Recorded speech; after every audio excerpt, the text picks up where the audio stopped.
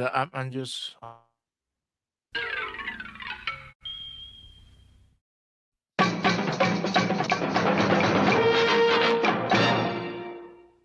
But that's all right. It's me and you. We got a special kind of friendship. I am not your friend. Sure you are. Fishing buddy? Love that clip. That's a movie, along with apparently Kiss Kiss Bang Bang. I thought we'd done that movie, and we did not. So we're going to be doing that movie for whose birthday should it be? Val Kilmer's, RDJ's, Shane Black, or Moynihan, the girl that co-stars in the film.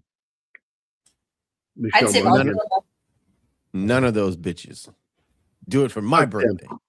Do it for the best boy that worked on the film. And it's funny, there's a joke about that in the movie. Val Kilmer says it near the end. He says, and oh, by the way, the best boy is the nephew of somebody that worked on, or that was a producer on the film. And I'm like, oh my God, that's so fucking mean. One of Val Kilmer's best roles ever. No joke. And there was always a hope they'd do a sequel because they were such good characters, but Val Kilmer got sick. And it's more like RDJ got big. That's the other thing. Big. Because after Kiss Kiss Bang Bang, he hasn't done much for like a couple of years, but then he got Tropic Thunder and Iron Man in a span of 12 months. So I say goodbye to Kiss Kiss Bang Bang 2. Because that ain't fucking happening ever. Yeah, what a great performance by both of them. They had so much fucking chemistry on screen. Val Kilmer as what was his name? Gay. I don't remember. Gay Perry. Yeah, Val Kilmer. I was thinking about RDJ. I don't even remember his name. But Gay Perry, yeah. Gay Perry. I laughed when they said the name. I'm like, Jesus Christ, thank God they didn't say Gary. But RDJ wrote and sang the song that was used at the end of the film called Broken. And it's a song about his alcoholism. Mm-hmm. And it's a really good song, a very pretty song. I'm going to look it up real quick so I can share it with everybody in the audience. I even bought that album, by the way. Really? That much? Yes. And I got the album and I played it, and it's okay. That's the only really good song on the album. Okay. You were expecting like something that will blow your fucking face in, but it's like, it's okay. It was like, it's good vocals, okay songs, And the album, by the way, if you want to get it, it's called The Futurist. Robert Downey Jr., The Futurist is the name of the album. And I bought that fucking CD, man, from Amazon. So here we go. RDJ song, Broken. There you go.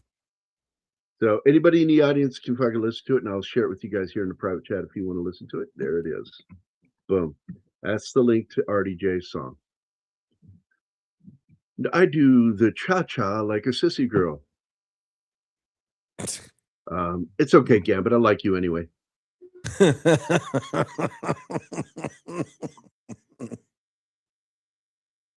Hello, Snorty. I see Snorty's here, Gambit's here, and who was first? There's somebody impersonating Mephisto in the chat. Shirley was first in the house. Yeah. Who's impersonating me? It's some guy that says Mephisto. Yeah. Right. Oh. Yeah. Fuck that guy. I'm Fuck gonna block that guy. Yeah, I'm This blocking. rush.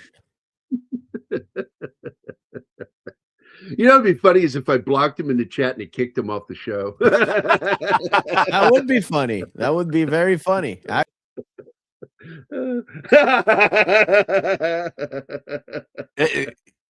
You logged out. He got completely kicked, or did he remove himself? He removed himself. Oh man, the 1990s were good with films. There he is. You son of a bitch, Gary. Yeah, I unblocked you. The 90s were good with films. At least they had their backbone for something. But now in the 21st century, I can hardly watch movies that have a particular well, yeah, it's like, look, I have trouble watching studio films. And don't get me wrong, there are indie films that are garbage too, but I find more palpable. No, more palatable is the word I wanted. Palatable movies coming out of the indie industry, the indie studios. A24, I like a lot of the stuff they put out. There's Ah, like occasionally there's some stuff. I don't know who put it up, but that one with Rafe Fiennes as the the guy that's the head of the uh, Cardinals that have to vote on who the next pope is. yeah. That movie, I was so enthralled by it till I got to that third act, and I went, "That's what it's about." Fuck you, wasting my time. You mean That made me so Conclave? yeah, Conclave, garbage. Yeah, that the can we spoil that thing? Nobody watched it. I loved it again until the end. But it's by Yeah, the I way, was totally caught up in it, and then it reveals that this bishop, or yeah, the bishop that Yeah. he supported was born with both genders, Yeah. and so the No, he whole wasn't movie is born with gender both politics. genders. He was I thought he born was. a woman. He was born a woman. Well, And I thought it was that he was altered at birth, that he had both sexes, and no, was altered at birth. he was a woman. And then I think he had something like sexually happen to him, something awful, and then he turned into a man. I think Yeah. if I And the don't, whole thing, I thought this was going to be a murder mystery, and it's about that. yeah, And I'm just like, it fell flat for me. I'm like, really? yeah. You made me sit through this fucking movie for that to be the resolution. I was so offended by that. That's because you're And, bigots. if And you guys ever watch the movie Leap of Faith, I've seen it with Steve Martin. Oh Good yeah. movie. In fact, there's a song from that movie in this movie. Mm-hmm. That same song. Are you ready for a miracle? It's the exact same song. But anyway, what were you saying? Let's get back. Are you play the song? Are you ready? Yeah, that's the song. It's in the movie. Yeah. In fact, nobody really has created a proper soundtrack over there for. They only have the soundtrack, the score, and so I went and I created a playlist with all the songs from the movie.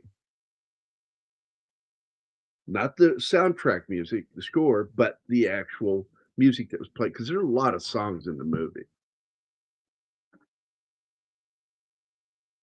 So I can actually go look that up. Playlists. Where's my playlists? There they are. You can go away, Robert Downey Jr. Yeah, here it is. I'll share it with you guys if you want to listen to the soundtrack of this movie. Copy. Copy. Here we go. Bruce Almighty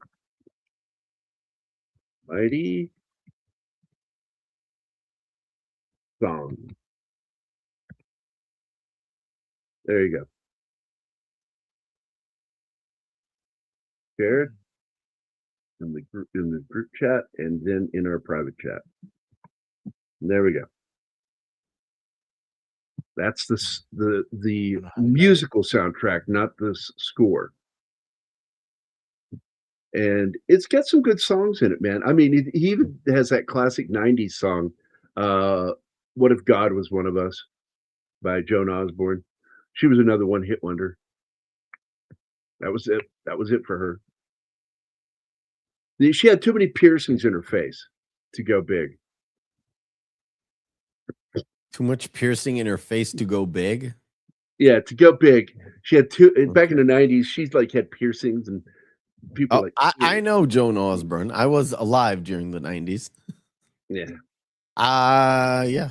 I thought she was Ozzy Osbourne's kid, but then I discovered no, his kid is like one fat bitch. Now she's a thin, disgusting, ugly-looking bitch. She got old. Yeah. She got Ozempic out of her looks that she didn't have originally. So looking at the poster, it shows how Bruce sees the world as a little plaything. Yep, it's a yo-yo. And that's how, part of the story's point is that he's so focused on his fucking needs that he can't focus on anybody else. And that's why he keeps hearing voices like, what is that? And then God finally tells him, you're not listening. Those are people praying to you. And then you find out like 3/4 through the film that he only gave him the area that he lives in. It's all you're God of just a couple of blocks. And he fucks it all up, starts the apocalypse in that neighborhood. Yeah. Well, he doesn't start. He starts the apocalypse because he gets the moon a little bit too close because he wants to like. Well, that starts over in a night with Asia. Rachel from Friends. Well, it's also stolen. He borrowed that from another movie, It's a Wonderful Life, where Jimmy Stewart tells the girl, and even showed the clip in the movie. Yeah. Where he says, I put a lasso around the moon and just pull it up closer for you. And it's they like, didn't steal it. That's where he gets the idea from. Because it's on TV as he's waiting for her. He stole it. He stole the idea from Jimmy Stewart. Guys, I'll be back. Two actors in particular that I think tried to be the modern Jimmy Stewart were Tom Hanks and what's his name here? Jim Carrey. Yeah, Jim Carrey. Both tried to kind of be the modern Jimmy Stewarts. And sadly, neither of them were up for it because Adam Sandler took that job. Whatever. Like Uncle Ben says to Peter Parker, with great power comes great responsibility. Very much so. And you know what? I wasn't sure if Jennifer Aniston was up for it, but boy, she was good in this movie. Really one of the few she is actually good at, where she's supposed to be playing the indignant like girlfriend, and she manages to be not funny. She goes out of her way not to be funny in this movie because she's not supposed to be. Dude, that scene where she's getting ready in the bathroom and he's doing shit to her, that is funny. She's basically having a Meg Ryan orgasm. Yes. And it's like, so I'm like sitting here going, so God gives women orgasms? What are we saying here? No, but he can if he wants to. Because he abuses the powers. He does. He absolutely uses them for his own personal interest. And then he begins to see what damage he's done. Like, especially by answering yes to all of them. The intermittent fucking power problems they're having because of that meteor that crashes. Just all the little things he was doing for himself. Yeah. Yeah. And it's like he fucks up the world. Well, for a few blocks. And but he did impact the world when he pulled the moon close. He caused massive tidal waves and stranding ships up on top of things, Yeah. And he's just having an impact on things in a negative way. And God's just letting him learn this job's not easy. So stop giving me shit. Before I got into this room and shut the door, I gave my wife a little goodnight kiss because she's watching something with my daughter. But after that, she's already probably in bed. And she's like, remember, before you go in there, just remember that Morgan Freeman was the best God ever in a movie. And I'm like, yeah, you don't have to remind me of that. Who was a better God in a movie? Nobody. The only one that comes close is second place is George Burns. Yeah. And that movie sucked. I liked it as a not that kid. good. I have never watched it as an adult, but it was a big hit. I And watched I it as a kid definitely too. don't want to watch it. I don't want to I watch watched it as it. an adult. I've watched it as an adult. I would. George Burns is really fucking funny if you understand the George Burns humor, which I do, Right. because it's sort of like Mel Brooks Jewish kind of. It's the same type of humor. yeah, exactly. But the movie, they used to made movie for kids that kids can relate to, but that generation of kids. You know what I'm saying? It's the old Disney Kurt Russell type movies. Yeah, the classic comedies for families. Hi, Sally. Hold on. Give me a second. Here you go. For you, Sally. Pick yourselves up and Sally fuck! Sally fuck! Sally forth. Also, we have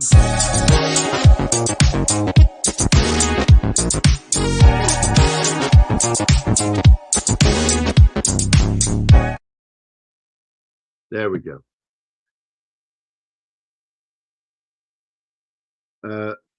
Yeah, I agree. Morgan Freeman is the best God in film. No, film. he says in this film because Jim Carrey sucks at being God. No. I think that's what he means. Oh, Gambit says it in this. I think it's a language barrier thing, but I don't remember any God portrayal better than Morgan Freeman. Because there isn't. I just don't. And it's not just the fact that he plays God. He actually kind of gets it right for both Judean Christian faiths, even though it's super sacrilege to even have an image of God in Judaism. But yeah, he kind of gets it right. I don't know, like what you would expect. Like he's a parent that gives you free choice, and also will grant you wishes if you work hard for them or you deserve them in any way. Which is what they kind of touch base on in this film too. Yeah. The sequel, which I did not like, there was Oh God 2, and then there was Oh God You Devil, 3 movies. I never watched either of the other two. Because in the third film, George Burns plays God and the devil. Let's see, not in real life. Morgan's not exactly the Christ himself. Look, in the film, in the confines of the history of films, like fictional stories, the portrayal of God was done really well in this movie, even though it's not like this high art or this Christian conservative, whatever, like Catholic movie. It's not. But you have to admit that he does a good job with it. Plus, show me a better portrayal. Now, I do want to point this out.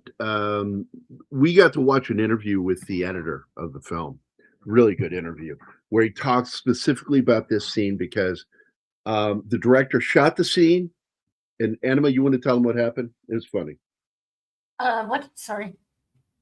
My cat distracted me. Blame her. Oh, that's too bad. Figure it out. You're talking about the scene with Evan Baxter. Yeah, where he's blah, blah, blah, blah, that scene. Oh, yeah, they were both improvising like crazy. And then they had the film cutter come to the set so that he could see what they were doing. And in the end of the day, they gave him all the material that they had shot and said, basically, good luck. We have no idea how you're going to pull this off, but it's going to be good. We know that it's going to be good. And he was like, shit. And it was just a bunch of stuff, but he found the rhythm.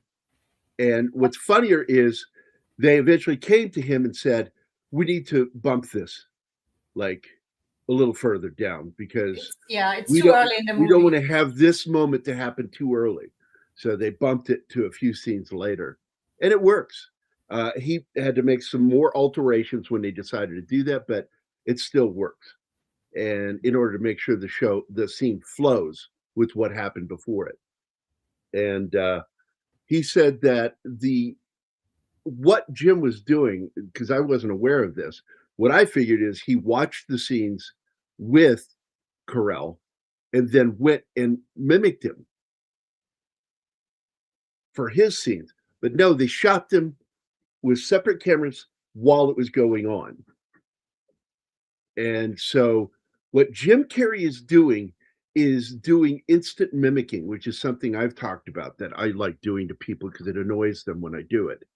And he's sitting there mouthing at the same time that Carell is doing the gibberish that he's doing, which was improvised.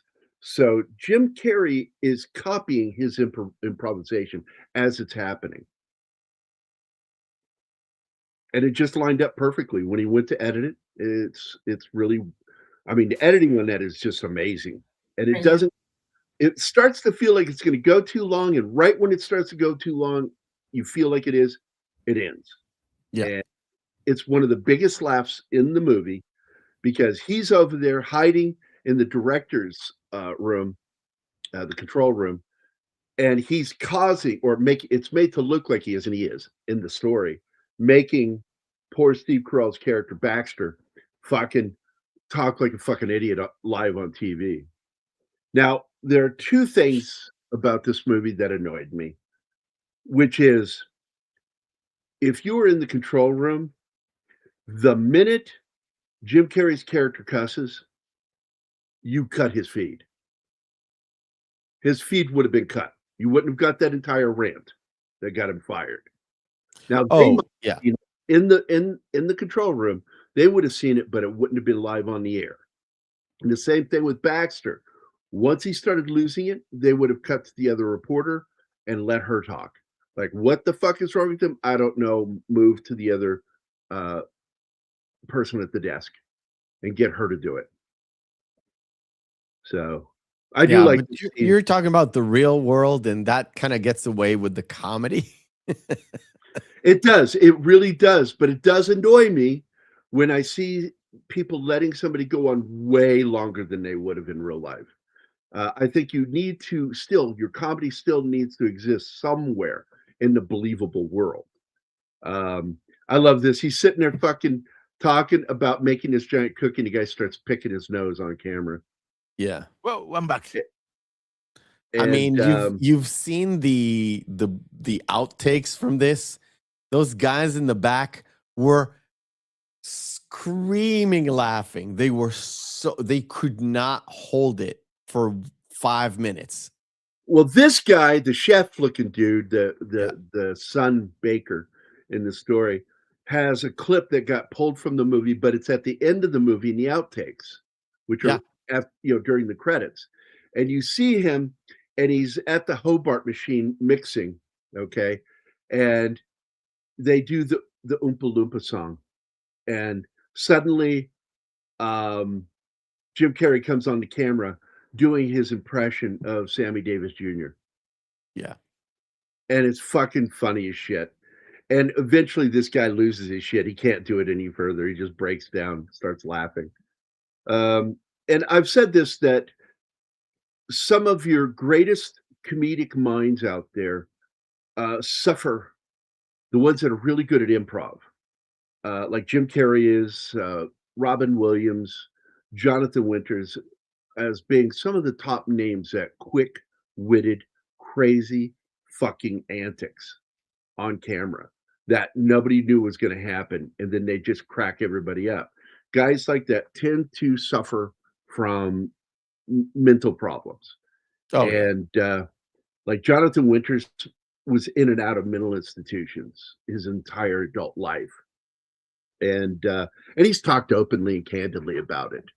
He did it on Carson. The first time I heard it was on Carson. And he goes, yeah, they put me in that little funny hospital for a bit. And Robin Williams had issues with depression, as does Jim Carrey. Jim Carrey has severe, and I believe he's manic. And I think that's why we see him saying wackadoodle shit sometimes publicly Yeah. when he should shut the fuck up. I think that's the manic side of his depression. And you just can't be that fucking brilliant at something and not have a counter to it. But this interview is so great with that giant fucking cookie. And though they shut us down saying it was a rat turd, but we tried to tell them that those were chocolate sprinkles. It was just a chocolate sprinkle. It's like, oh, fucking shit. Yeah. And then he if realized anybody this remembers, is not a good story. Let's try this again. Tell me something. yeah, let's different. try this all over. And it reminds me of that scene in the Invasion of the Body Snatchers with Donald Sutherland, because he's a health inspector. And he's in that one restaurant and he picks something up in the tweezers and he goes, "And this?" He goes, "That's a caper." He goes, "This is a caper." "Yeah, it looks like a rat turd." He goes, "No, it is a caper." And he goes, "Well, if it's a caper, eat it." The guy Oh my won't God, eat yeah. it. So gross. Yeah, just look, this is a feel-good movie. You know, this is one of those films that makes you feel good watching it, and afterward, you feel good after you watch this movie. It puts a big smile on your face. It's a romantic comedy. It's a religious comedy, but not any specific religion. Just Judeo, what is it called? Judeo-Christian. Judeo-Christian. Judeo-Christian, yeah. Judeo, that's it. Judeo. Judeo-Christian, yeah. Yeah. It has that kind of understanding. Although the prayer beads are interesting because that's from another religion. I mean, I've seen prayer beads with Catholics. They just don't use it. They do. In the same Nuns way. have them all the time. They don't call it prayer beads. They just call it a rosary. Yeah. It's the same thing. It's the same thing. It comes from I think I don't remember if it's a Druze religious guy that told me this or a Muslim guy that told me this in the army. He he said that's essentially an excuse. So in Islam, they call the H bead is like the name of Allah or whatever. When you're thinking, right? When you're like in deep thought, but you're milling over these beads, it's a tactile thing. It keeps you sort of like in a mantra or or a yoga state or whatever. You just keep doing like playing it with your fingers, but you're thinking about something else. You're not there, but everybody can see that you're moving the beads. So you're here, but you're not here. You're there. You're thinking about some stuff. It's really interesting. Yeah. Slasher Fred, if you look up in the comments, you will see a link that I shared out that is the entire music. Not the soundtrack, the score, but the music used in the film playlist. So you can actually listen to that song on there. And that is, of course, used in another film, the one with Steve Martin.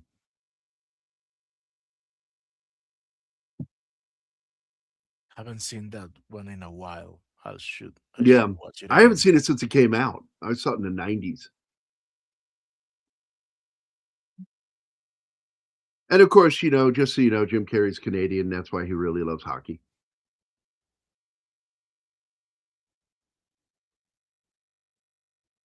The scene where the dog, I love this. The dog always pisses on the chair. Yeah. This is God control, is sitting on the toilet and it's ready reading the newspaper. Yeah, that's a funny moment. I heard Anna back up. Yeah. And she keeps she closes the door, but then she looks back in, then she shuts the door, she looks again, like, am I seeing what I'm seeing? Yeah, the dog just looks at her over the paper like, privacy, woman?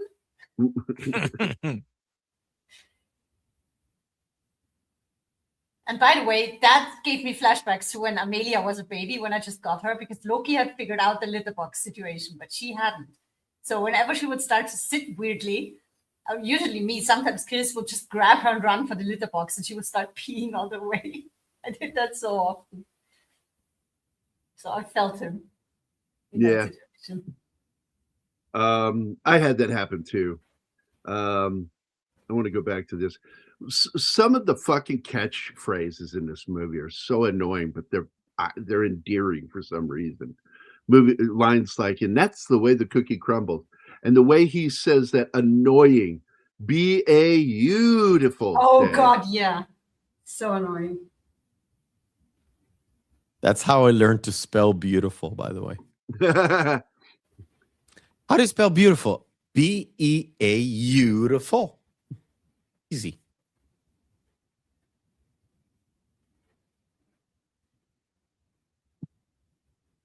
Yeah, it's like one of the things that cracked me up is one of the lines that Morgan Freeman says of God is he says, "Now I've heard some people blaspheme, but smite me, oh great, great smiter." Like Mighty that really, Smiter. the mighty smiter, like, that really cracked me up. And they Man. show, something that I believe fervently is that God's got a great sense of humor. If he exists, he has to be funny. And I always like to joke. Robin Williams said that I know that God has a great sense of humor. I mean, look at the penis. For God's sake. No. That's not the joke. His original joke was, I know God has a sense of humor. I mean, look at a platypus. Oh, that one too. No, he said something about the penis too. I remember it was one of the probably a different joke, comedy but charity things. If you don't believe God has a sense of humor, look at the penis. And that was later during his when he was doing back in the 90s when he was doing that comedy thing where comedians make jokes for charity. comic relief. Yeah. Yeah, is it comic relief? The platypus Oh, thing okay. is Here's the trumpet. Yeah. Ends on the finger. Fucking. The platypus thing comes from Robin Williams at the Met. It's like, how do you get to the Met? Money. Lots and lots of money. The money.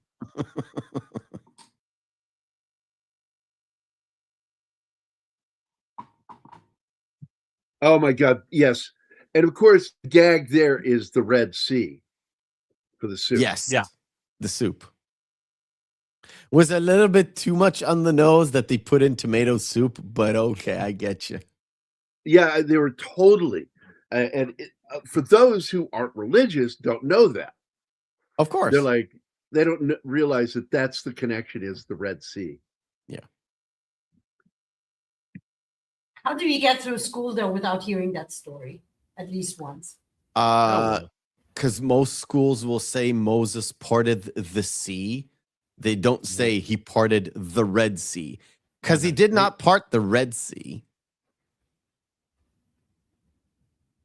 But okay, he did, but they don't say he parted the Red Sea. Well, I was told that. Yeah, same. That's what I was taught Okay. as a kid. Growing up Catholic.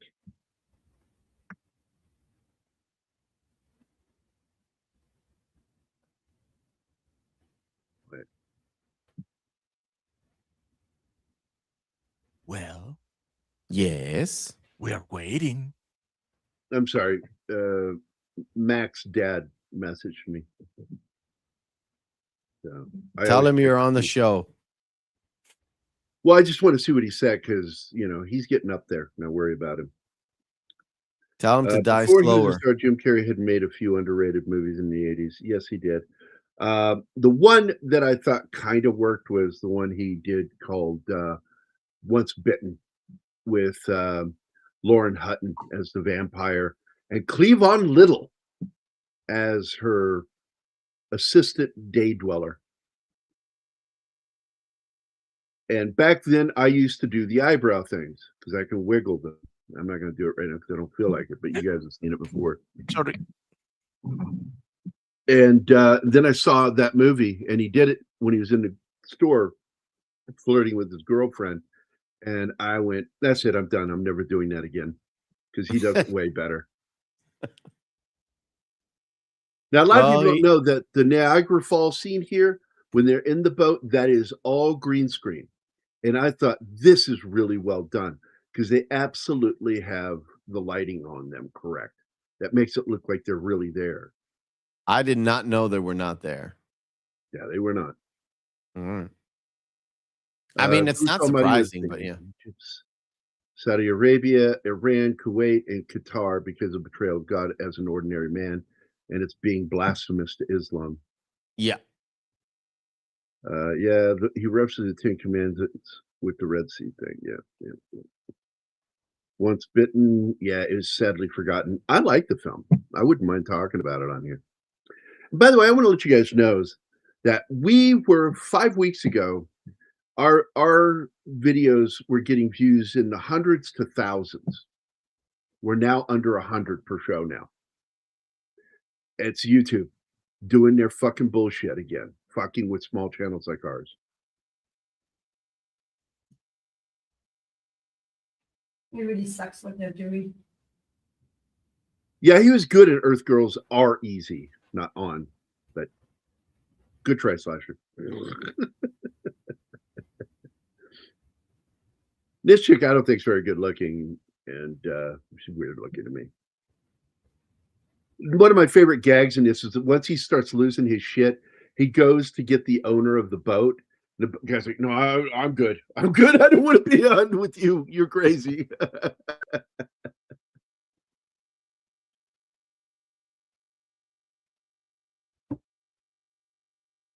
Oh yeah, and what did you say when we watched that scene? That they lit it perfectly because it's not shot on location, but they really made it look like it was. Yeah, the lighting in this really looks like they're out there on the water, and it's not. It's in a studio. Yeah, I don't think you can actually pull that off on location because it would be way too loud. You wouldn't pick up much dialogue. Well, you got a Wayans brother who wasn't big yet. You had Jim Carrey who wasn't big yet, and Jeff Goldblum who was a star. And of course, the co-star in the film is Gina Davis, who was banging the shit out of Jeff Goldblum at the time. And they were married. Weird. Yeah, well, she banged her way to the top because every single person she banged tried to help make her a star. And so poor Rennie Harlan. Poor Rennie Harlan. She banged the shit out of his career to oblivion. Yeah, she fucking destroyed that man's career. Ruined that man. One fucking movie. The only thing good about that movie, the movie poster painted by Drew Struzan. Which movie was that? Cutthroat Island. She started to ruin his career in Long Kiss Goodnight too. Oh, Long Kiss Goodnight absolutely did damage to him.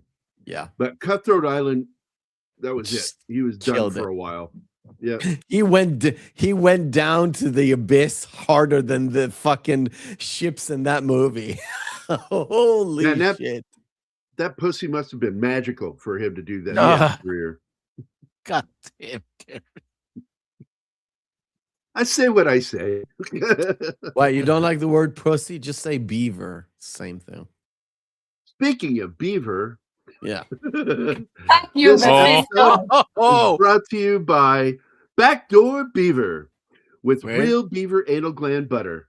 Yes, if you want delicious popcorn with whipped butter done correctly, this is the one you want.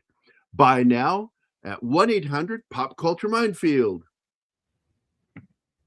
which is not a real number. It's too long. As Leslie Nielsen used to say, nice beaver. Yeah, nice beaver. Thanks. I just had it stuffed.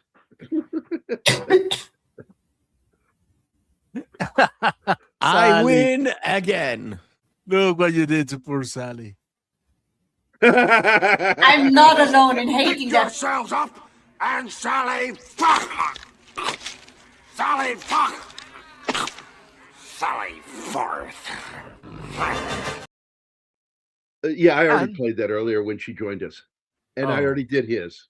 I did them. Wow, you But I are. haven't. Yes, but we don't need more. I do.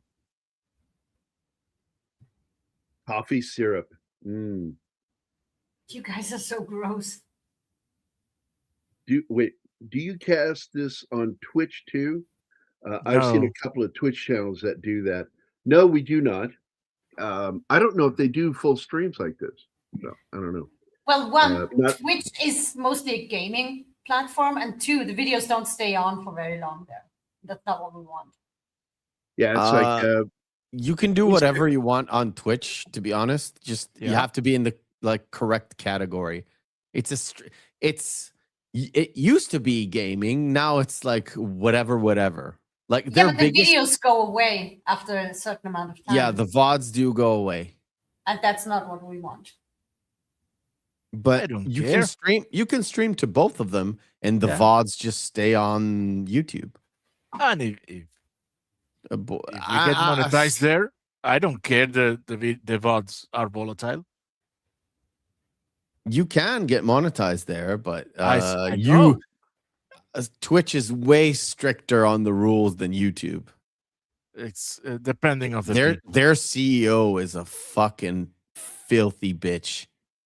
and it's ultra lefted, so we would be dead on arrival. Yeah, doesn't sound like the place. they would not let this show go. It would not happen. Okay, I love all the warnings that God gives him here. Yes, Like, caution, with saying- beware, go back. Then there's this truck full of stop, do not enter. And he keeps asking, give me a sign. And Yeah. there you go, one after another. And then he drops the prayer beads. Yeah.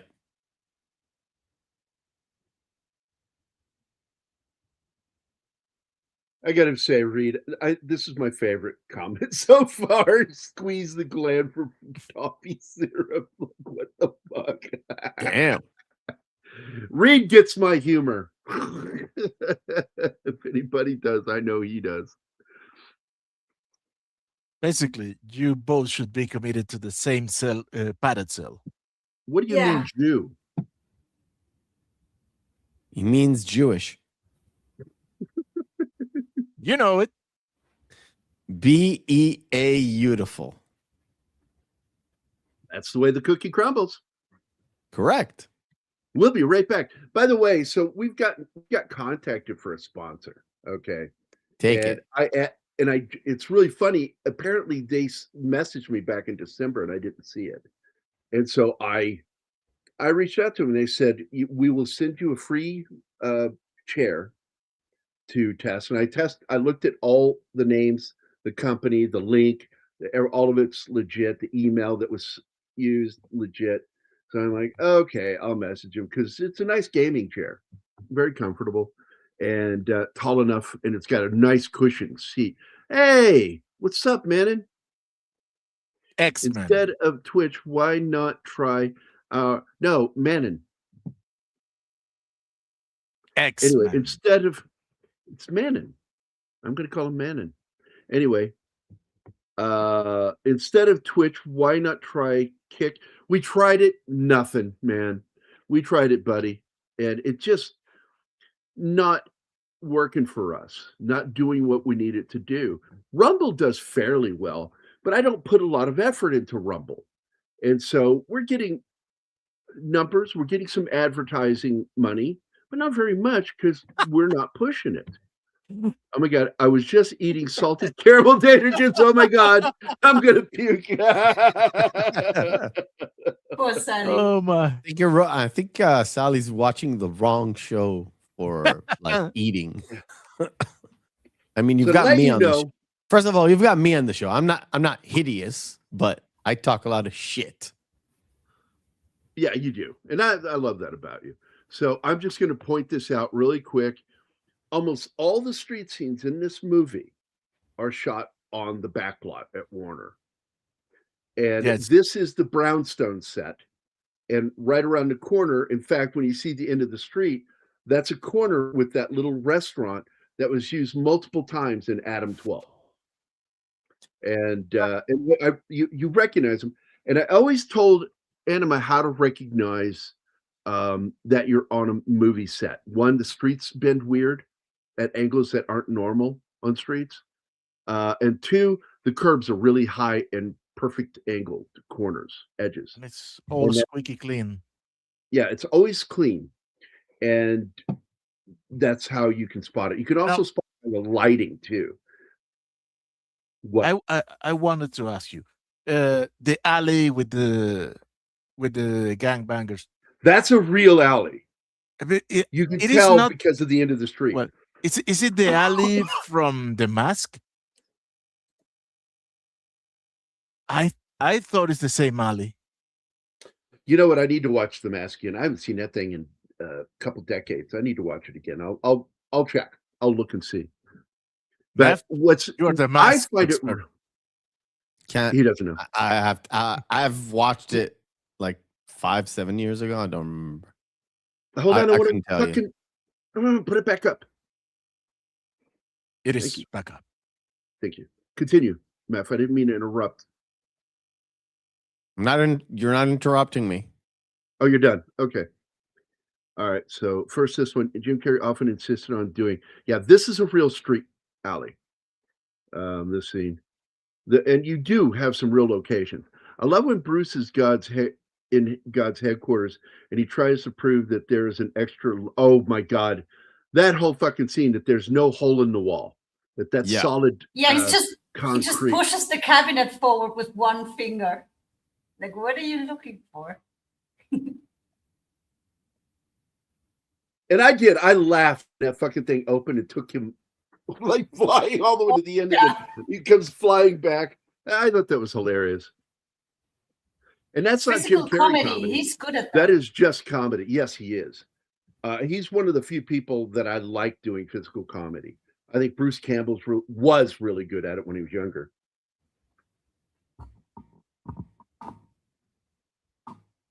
I love you think you'd help me? I've got a thing. Maybe later, like the 7th. I'll be free on the 7th. The 7th at 7, because he says 7.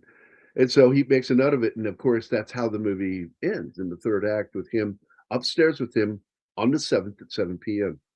mopping that fucking floor. He learned his fucking lesson. And he understood it's not all about me. I'm the star of my show, because that's what a lot of people do.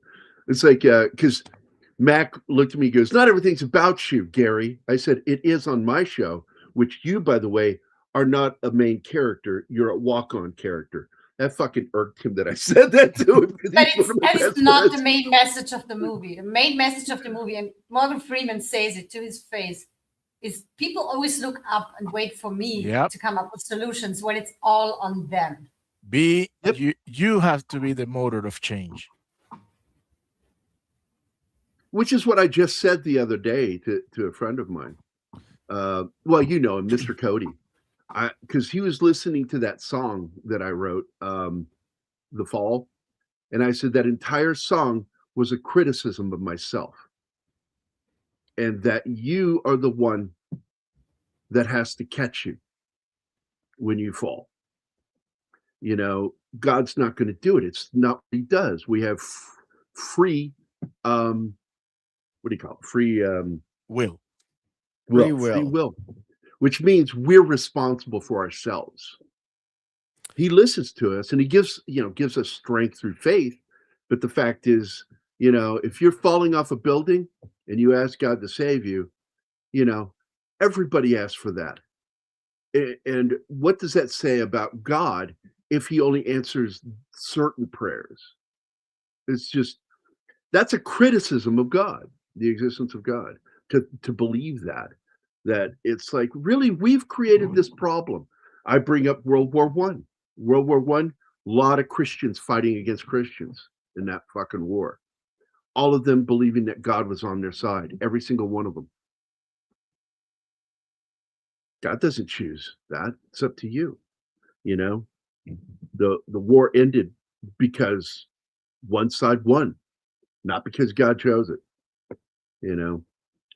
And I think that my life became a little more comfortable for me once I realized, oh, it's on me. And you're right. And that's what this is about. What he's talking about. Here's the scene with the file cabinet. I really fucking laughed in the theater for this scene because I thought that was fucking hilarious. I did not see it coming. I'm like, oh shit, that thing, like that, his whole life fit in that one little file cabinet. Oh, it didn't. Okay, I got it. Yeah. Movie, there seems to be a homeless man with a oh yeah, I believe that is a messenger of God. Absolutely. I don't think it is God. I think that's a messenger of God. And he's relaying messages to him. Well, he morphs into Morgan. So yeah, that At was one God. point, yeah. I don't know though. I think that he just was there, present with him, the old guy. And I love that at the end he sits out there with him, fucks up his hair to make him look homeless, starts holding up signs next to him. What this guy said. Yeah. There he is. He's trying to find the hole in the wall. And then God moves the file cabinet to show that there's no hole. That's solid concrete. Well, I don't know how you did that. And he fucks around here with the fingers. And this is the other gag that I cracked up at. He pulls that hand out, and there's 7 fucking fingers on it. But he does 7 behind his back, and when he's pulling it forward, he retracted the 2, so he would hold out 5. But then he realized, no, that's 7 fingers. You know why that happens? It's really weird. And I think, was it Kevin Smith or somebody he talked to? It's like, why do you think he pulls out the hand and there's 7 fingers? Because God guessed 7. God is infallible, can't make any mistakes. So of course, when he pulls out his hand, it's 7 because it has to have 7 fingers because he said 7. Exactly. Yes. And I love that God brings it up later. He says, yeah, I thought that was pretty funny that I did that to you. God has a sense of humor in this, definitely. Now, this was before he had that accident that left his hand paralyzed. And because he has permanent paralysis in his hand, he has to wear that special glove to keep it from swelling. And he hides his hand really well. He did it in the Batman movies. Hid his hand. Mm-hmm. There we go. Again, that is the backlot set. Oh man. And it just doesn't feel real. There are so many telltale signs, like artificial aging on the buildings. You never see any tops of buildings. I think they use the same streets in Lois and Clark. Also, this is the same street used in Dirty Harry, but from the other angle. That cross street behind him is the street from the bank that where he was Dirty eating? Harry puts eating in the little restaurant, goes out, and the building, you can actually see the bank building in one of the shots, where he's laying, where the black guy is laying. It's great stuff. And his Clint Eastwood is fucking awesome. Yes, he's been doing Clint Eastwood since he was in stand-up. It was one of his shticks when he did his he did his A Man with 1,000 Faces tour. And this, of course, I'm going to pause it here. That is the exact same cafe from the Majestic. It's a mobile cafe that they can put up on a truck. They move it around, use it for movies, and it was put down right there for this shot. Nice. Okay. And it's the exact same one. Wait till you see the interior, because we just did that movie on Monday, and it's the place. The most powerful handgun in the world.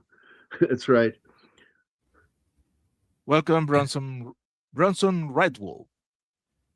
No, it's the Rostov 2.8 millimeter, which is a fictional gun. It's a fictional gun.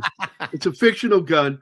The gun that you see him carry is actually a different gun with shit put on it to make it look like this Russian gun, and it's not. That's a fictional gun that Schwarzenegger carries in that movie, or the way it's dressed up. The real gun underneath it is real, but the gun on top that is makeup for the gun.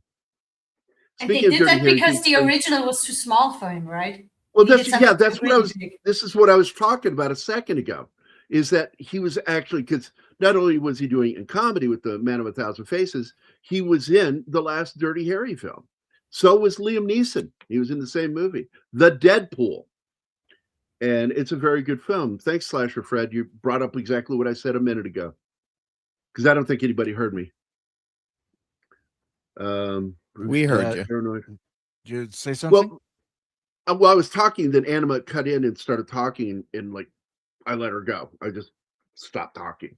And what I said was he was also in the last Dirty Harry film, is what I said. Oh my God, the old Jewish guy, I swear to God, is so fucking funny in this scene. And you might say, well, how do you know he's Jewish? I'm like, look, man, I don't want to be that guy, but that guy's Jewish. Yeah. For sure. Yeah. Meth knows what I'm saying. It's like, you look at, it's like Mel Brooks.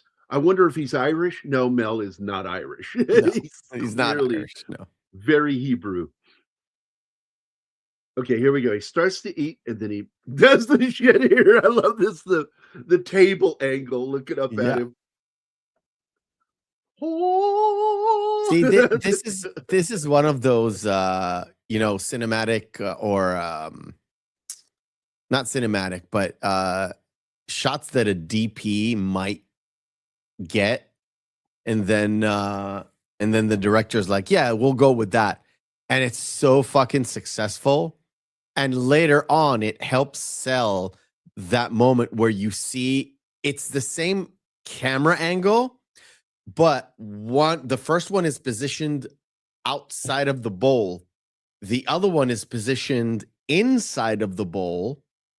But if you look closely, if you take away the bowl, it is the same angle. It is the same distance.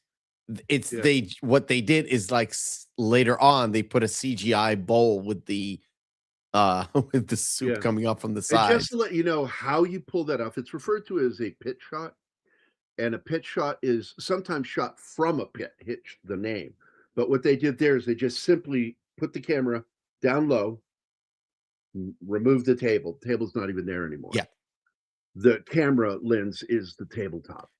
And that's how they pull that shit off. This is really interesting. I love both films for pretty much the same reasons. Both films leave you feeling good at the end. The movie Click, with Christopher Walken playing the guy that works in the back of Bath Bed and Beyond. Like, there's a back room where they invent shit. And he has a remote control for your life. And he gives it to Adam Sandler. And Adam Sandler can fast forward moments, and he can also basically leave, and he is in what's referred to as auto mode, where his character is there, he's there, his avatar is there, but he's not. He's able to go enjoy his life. And what he doesn't understand at the end, that life goes by pretty quick, and look at all those moments you fucking missed. Look what you did. And look at your life, how it got ruined by that. Your marriage, your children. And he has that same reflection at the end that Carrey's character does with God. And that it's like, I really fucked up, and now it's over. It's too late. And he thinks it is, but when he dies, he wakes up and it's still the past. It was like a dream that he was able to, and he learns. And it's based on the old guy that falls asleep under a tree story. Rip Van Winkle. Rip Van Winkle. Great story. A great lesson on appreciating your fucking life. I like this. He tells him, I'm going on vacation. Yeah. And then he walks away on the water and then disappears. Yeah. Fucking great. Oh, and there is a clue. One of the first clues he gets that he's when got he steps on the puddle. When he runs across that puddle. Yeah. And he walks on the water. And I'm like, he doesn't know. He hasn't caught it yet. No, he caught it, but he denies it. That did not happen. That did not happen. He catches it when all of a sudden he has a gun, or in the car sounds like Clint Eastwood. And then he parts the soup, so he knows. He's not snorty, but he once played him one in a Western. Yes. And if Native American spoke Yiddish, Yes, Pokey. I love Yiddish. It's like it's such a cool little language. It's a mishmash of German, and I don't know if it's like old Jewish or what. But It's German and Polish a little bit, and It's Hebrew. mostly German. It's mostly German, yeah. And my But, dad like- does it really well. He loves telling Jewish jokes. that word came up yesterday. Was it in this movie or was it in something else we watched? Schlub. And Oh, yeah. the guy says, "How do you spell schlub? Is that SH?" That was in the Night Stalker episode. Oh with the yeah. Green Lab. And I'm like, you're an educated man. It's SCHLUB, but I thought that was a funny moment in the episode. And schlub comes from Yiddish. It's another one. Mashugana. I learned all of them as a kid, man. I fucking loved Yiddish. I'm like, this is a great language. All the My best Again, Jewish grandmother words fake are in street. Yiddish. Sugar. Fake street. Yeah. You know, Yiddish essentially is a dead language. But New in York this Jews country, still use it. about 20 years ago, what they wanted to do is they wanted to preserve that culture so bad, because most of the people who spoke Yiddish were in Poland, and Poland kind of got decimated with a certain someone with a little mustache and his minions, mostly his minions. But they wanted to preserve it, so they actually made a theater that puts on plays just in Yiddish. Now they said, well, nobody would come. Not a lot of people speak it. And so they had subtitles running above the the big screen. So people that do not understand Yiddish at all could at least read like the Hebrew subtitles.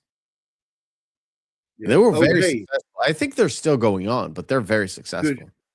Good comment here. Hades, played by James Woods, who improvised every single line in that fucking movie. Absolutely nailed it when he did the New York Jew accent. What? He thought he was going to do something. Speaking And he's of so doing fucking something, great scene going on here. Yep. I guess I could play this clip and then get claimed later. I suggest that you don't, but you're the main character. Because I took the music out of it. Don't matter. Well, fuck you guys then. Okay. Okay. Take the fun out of the show. All that work I did for her. You can play it, but I would suggest that no. I'm here to protect you, even from yourself. Because I don't mind cutting them out later. Then play it. And it's also just after the 1 hour mark, so it won't be difficult to find. It's halfway. There we go. And if I got to clip it later, I'm Awesome good with that. acting. That is the studio. No, I just looked at it again. No, that's the studio. That's an alleyway that's been used in, that was used in SWAT too, the TV show SWAT. And by the way, do you know what TV show showed SWAT the first time? No. No. Wasn't it Adam SWAT? 12. Adam 12. Before SWAT. The first mention of SWAT was the TV show Adam 12. And you discover that both of them, because of both of their military backgrounds, the two characters, the main characters, both served in the military. They were, back then, you didn't have SWAT in its own office with their own people. SWAT were officers that had special training that were called upon to come together as a group when they were needed for special weapons assault tactical teams. That was it. It was SWAT with two teams. And then when the show got started, they had dropped the extra T, so it became just SWAT. And so the first time you see them is in Adam 12. And they have to get a sniper that's up on a roof. And I can't remember if they smoke him or if they finally get him down. I can't remember. It's been too long since I've seen the episode.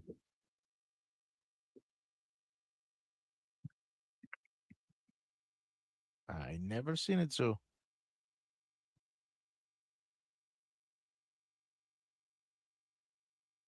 okay. Okay, it is Adam 12, Log 14, which was season 2, episode 14. Where you see them don the equipment. And this was back in the 60s, way before the show. No, I'm sorry. This is 1970. 69 is when the show started, so 70 was the second season. So there we go. Present, share screen.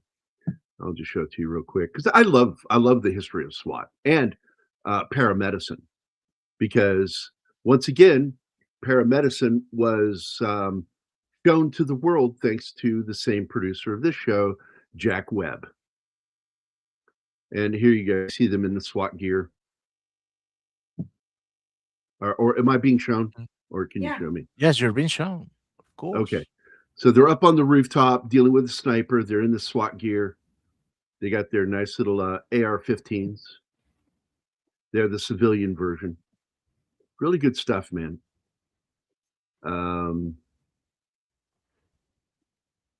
By the way, if you don't recognize that, that's Morgan Jones, classic Western actor. But you get some really cool shots. Clearly a TV set, movie set. They're indoors there for that. I liked it when they're out on location. I hated it when they were on studio lot because it looked more fake. Great episode. Season 2, episode 14 is the first time SWAT was mentioned to the public. Good to know. And then that episode was such a popular one that it got producers thinking, maybe we should do a show about this organization. And it took them a few years, but they eventually did it. I think it was 74 or 75 when they did that.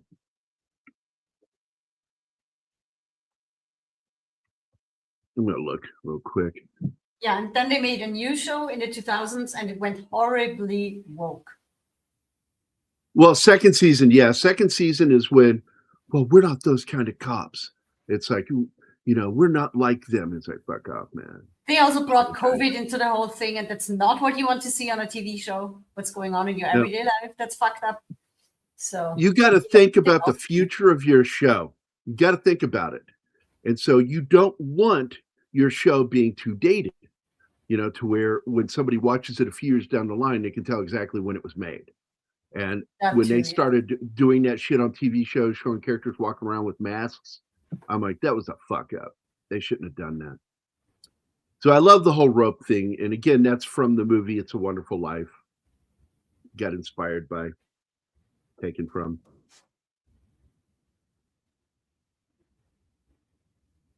You'd also be getting, I gotta be honest, you're going to get bombarded by more radiation, having the moon closer like that. Those solar waves and shit bouncing off the moon. But it looks so nice. I got a moon burn. I remember my mom had a first round of chemo when we had this big red supermoon, and my sisters were there with her in her room, and she was bored. The chemo was done, but she had to stay overnight. So we just decided to sneak her out of the room because from her window, she couldn't see it. It was on the other side of the building. So we managed to sneak her out, get her in a chair, get her out of the hospital so we could see the moon. And on the way back, the sister in charge of the station called us and she gave us an earful. And my mom was just sitting there grinning from one ear to the other. She had fun. E. Clay Thomason is here. What's up, buddy? Hi, E. Clay. Hi. And of course, this is the scene right out of fucking when Harry Met Sally. Like, I'll have what she's having. because she has an Yeah. absolute big O. Oh, She's not faking it though. He's doing this to her. Yeah. And I'm telling you, when she's finally hanging in the bedroom door, she's been there, and now she wants more. Wait, what are you talking about, Shinatsky?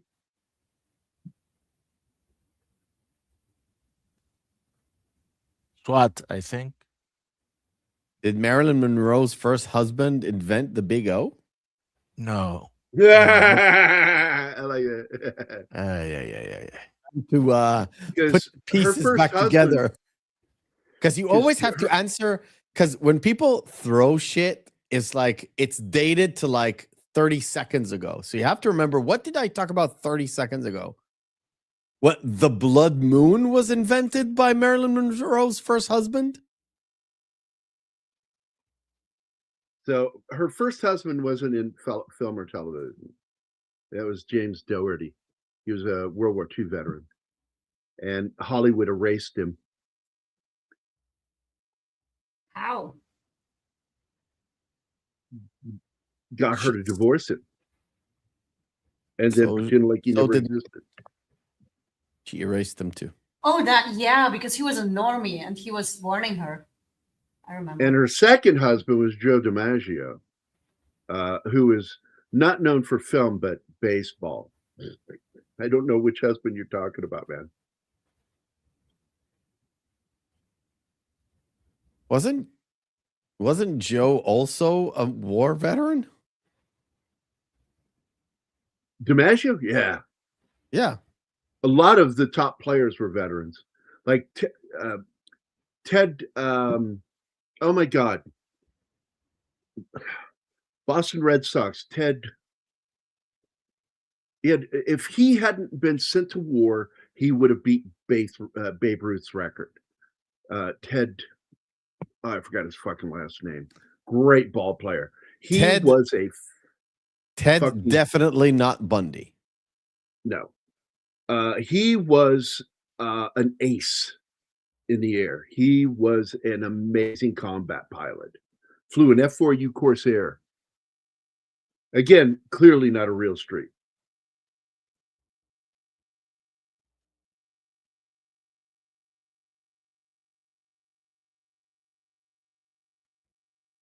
Oh, he has the cool car now. Because he damaged the other one. Well, the expensive high with much better performance, but the Datsun is cooler than the Saleen. Yeah, the creators of SWAT were Robert Hamner and shit. You can do it. Richard Husky. And I don't think either of them were married to her. And he's also the creator of the Husky guy. He created TJ Hooker, one of the worst television show names I've ever heard, but a good show. From what I hear, it was a good show. I love TJ Hooker. I refuse to watch anything with the name Hooker in it. I never watched it. Well, I did watch the episode when I heard that Leonard Nimoy was going to be on there with him. I watched that episode. I have fun. I mean, there was a Hooker show. Here with a question. What? Ariel, that's a question. Wasn't terror like a little bit of backlash when people found out that Morgan Freeman was playing God? Oh, there was a huge backlash in the Muslim community. Really? Absolutely. They banned this film all over the place. Anything that was majority Muslim, banned this movie. Well, they're lost, so I'd say. The Arab state fucking banned it. They banned it, I think, in the parts of the Philippines because of the Moros. If you don't know that, the Moros are Philippines. In the Philippines, they were Muslims that we fought at the turn of the 19th to 20th century. And people don't know that we've been at war with Islamists since the end of the 18th century.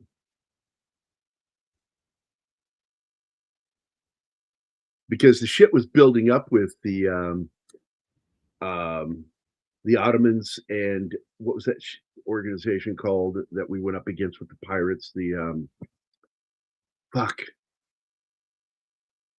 pirates. I mean, I can step in at any time, but I don't know that, but our history here in Austria with trying not to be taken over by Islamists goes back to the Middle Ages. Go back to that previous one, because I have an answer for that. I'm not a fan of General Hooker. In general, you're not a fan of hookers in general. I don't like hookers, man. I'm Catholic, man. I'm a Catholic boy. Okay, I think what she's talking about. Did Shanatsky ever respond to what I said? No. I don't know who he's talking about because he just threw a bomb and left. Yeah, just drop it. Let it go. He's digging a hole. Let him be. Thank you, Snorty. Thank you. The Barbary pirates. Because we went to war with them and we fucking crushed them. Only to then have our government renege on that and make a deal with them later. It was really fucking annoying. You know, why'd you send the Marines in?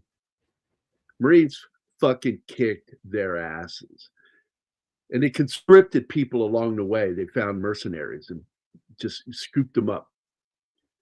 I like this scene where she's getting walked on. I loved it. My daughter used to do this for me. Walk on my back.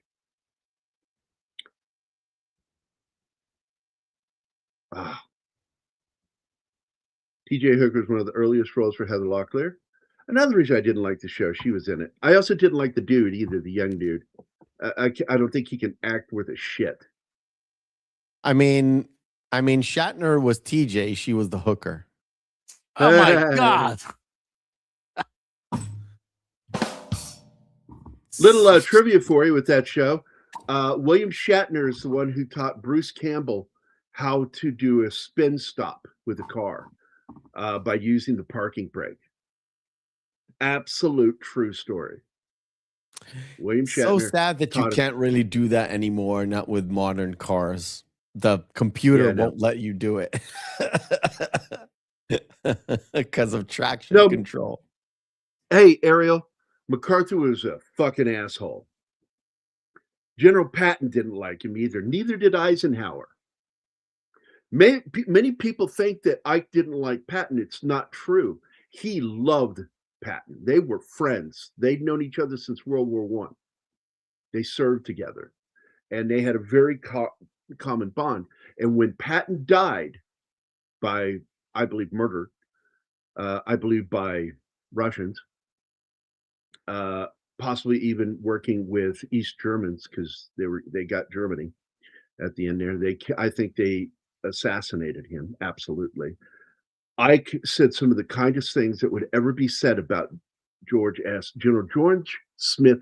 A lot of people, they hear George S. Patton, they don't know the middle name. It's Smith. George Smith Patton. And it's nothing cool like James T. Kirk, Tiberius. No, it's just Smith.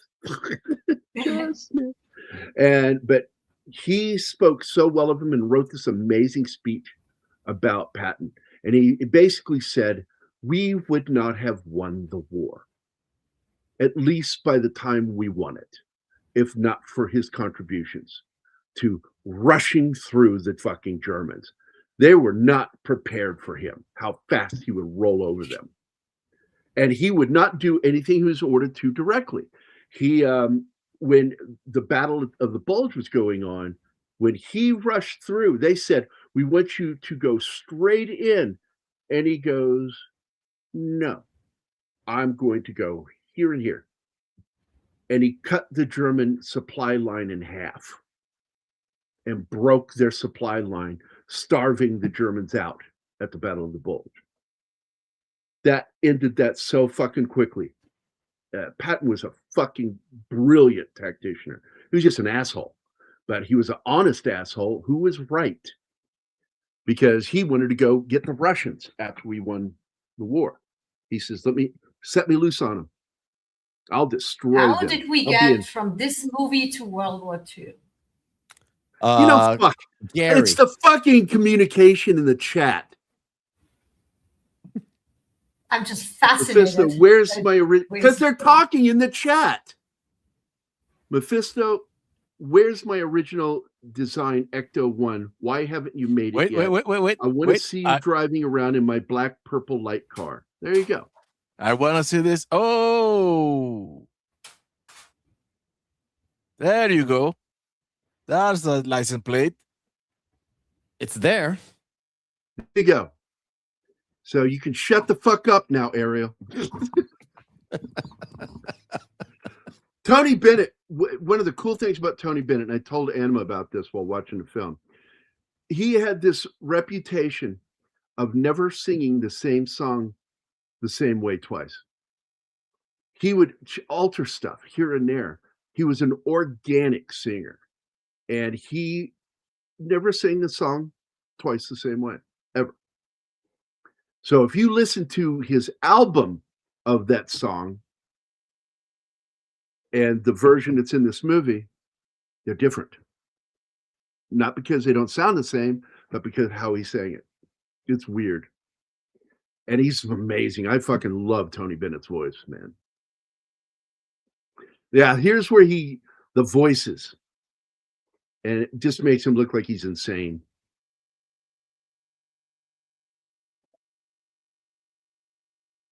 Yeah, there you go, Snort. You tell Anima.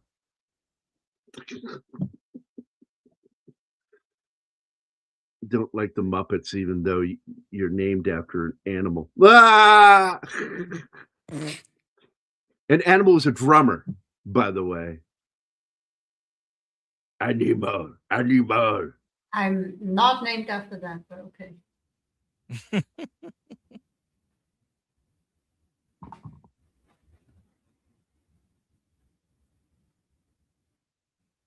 Drum roll.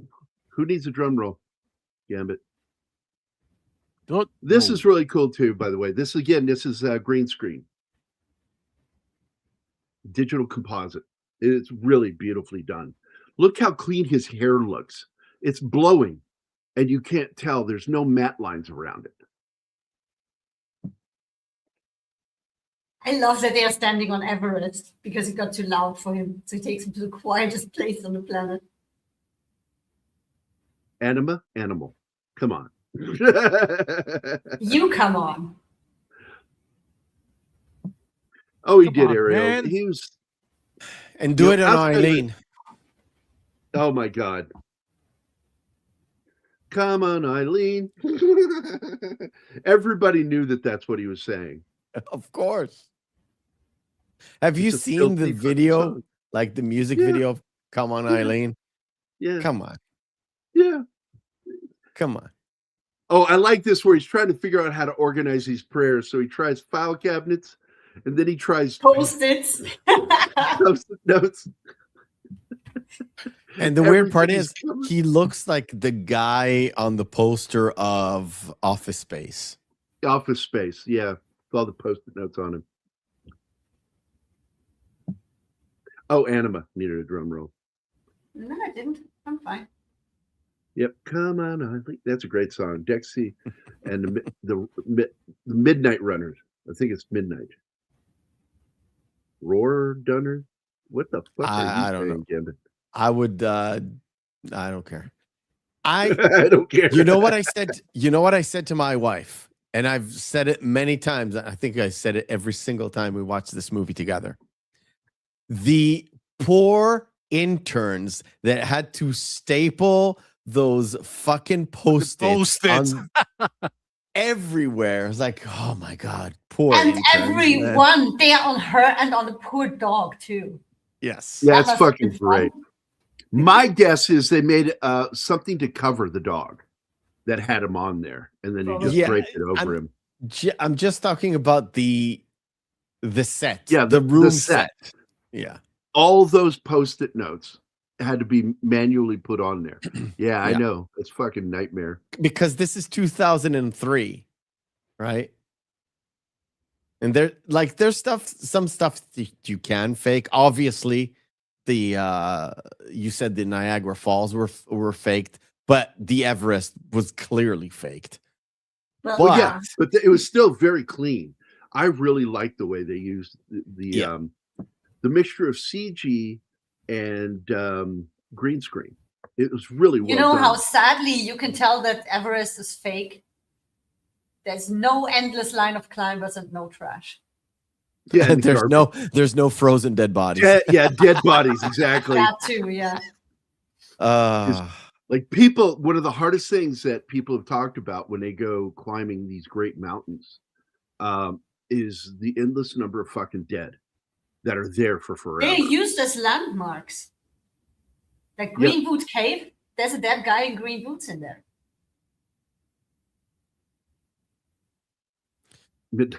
I can't believe my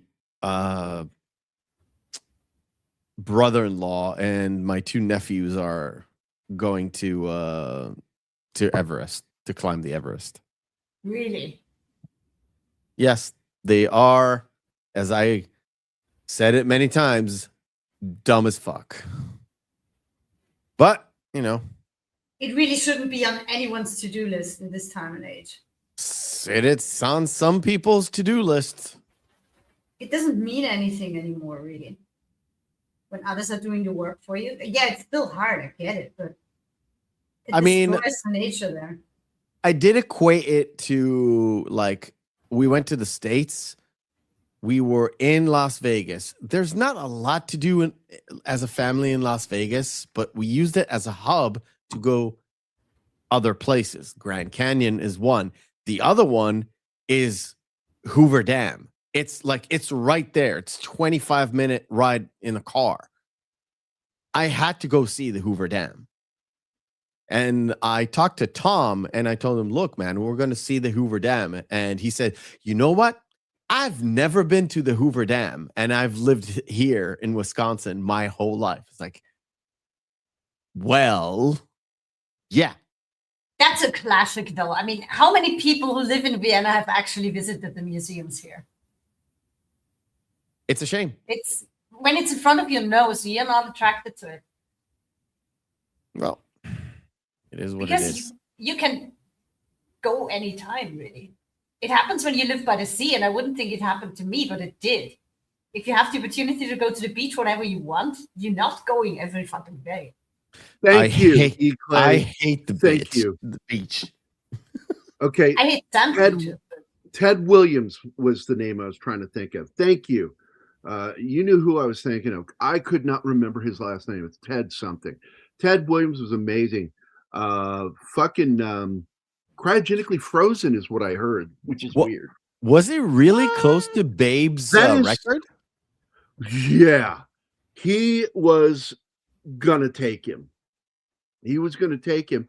And both times he got close to breaking records, he got sent back to the fucking military.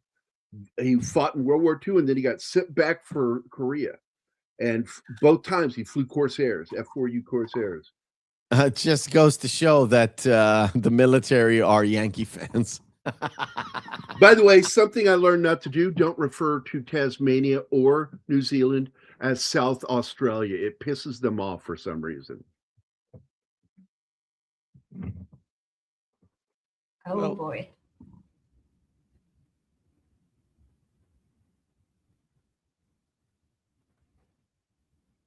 Yes, sir, the mighty Gert. There's some sandy beaches near London. Is that a play on the word beaches? Oh, I love the Croatian beaches. Rocks all the way. I've been to the beaches of England, and I'm going to tell you, I don't like that sand. I don't. Yeah, I mean, it's kind of a rough, coarse sand. It's like, it's even worse. The further north you go, by the time you get to Scotland, it's just basically like tiny pebbles, rocks. It's not, it doesn't even feel like sand anymore. It feels like you're walking on little tiny micro rocks. It hurts the feet. Not to mention, I don't think it's ever warm there. Anima climbs the Matterhorn every other week, only wearing a Swiss bikini and flipping off people. Damn right. Damn right. Singing, like... the hills are alive. Oh, I think, that's I fucked think up on somebody- so many I think- levels, guys. I think I'm somebody so- drank something or high. Oh, that's Ariel Bellette. That's just the way she is. Yeah, Gary's and brain he's is stuck on exactly- the Swiss bikini now. No, actually, What's a I just- Swiss bikini? I just took the Swiss bikini that was on you off because I just want to see you in my head. Oh, So, yeah.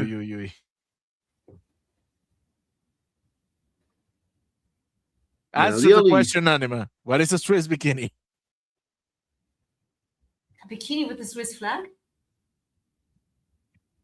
Works for me. Come on, we have that clip from Archer with the Swiss underpants on the lamp. They are That's defective. yeah. Yeah, they're from the The Red Cross. They're defective.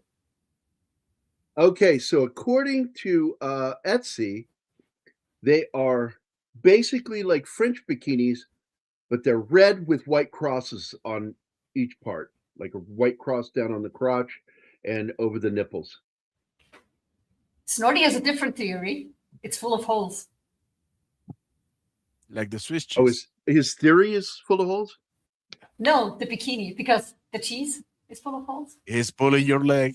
Ah, okay. I got you. Okay, what is this? You fooled me? Oh, with the sound of Gary. The hills are alive. Yeah, that song only makes me think of the army when that guy had to test me for an STD. And when I walked you in, I'm did like, not. so do you want me to go ahead and drop trowel or something? He goes, no, you don't need to. And I went, oh, well, are you going to drop blood? I'm like, why don't I need to drop trowel? You know, so I started getting comfortable, like, oh, good, I'm not going to have the thing stuck up there, you know. And but he let a few minutes go by and did some stuff and then turned around and goes, okay, now you can drop trowel. And I'm like, oh, you're an asshole. So I stood there and he goes, would you please extend it and hold the end of it open with your other hand? And I'm like, oh, this is not going to be good. And he pulled out this long piece of wood stick with a cotton swab on the end. And he put the whole thing in there.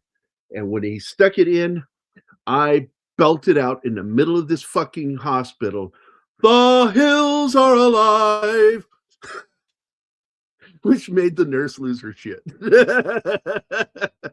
And it got even louder when he turned it.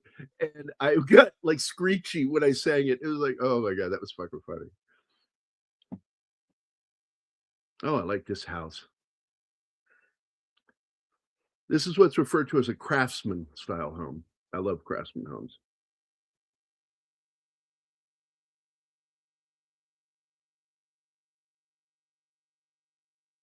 Also, one of my favorite scenes in this movie with her is when he's trying to get her to love him and he's doing all the hand stuff, trying to make her.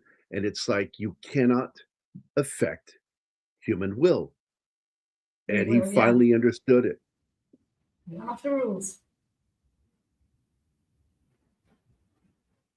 And he beat us in me. I had just died. Yeah, because I'm telling you, that's a fucking nightmare. See, girls, you have a little short urethra. It's not very long. Guys' urethras are long. Some of them are micro, really long. and some of them really long, like John Holmes. Yeah.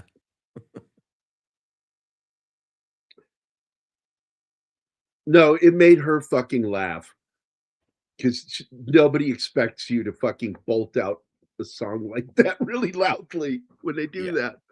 And that's what I did because I didn't want to yell. Like, ah, it fucking hurt. Let's see. Ace Ventura, Pet Detective, Thompson was written as a 90s version of Fletch.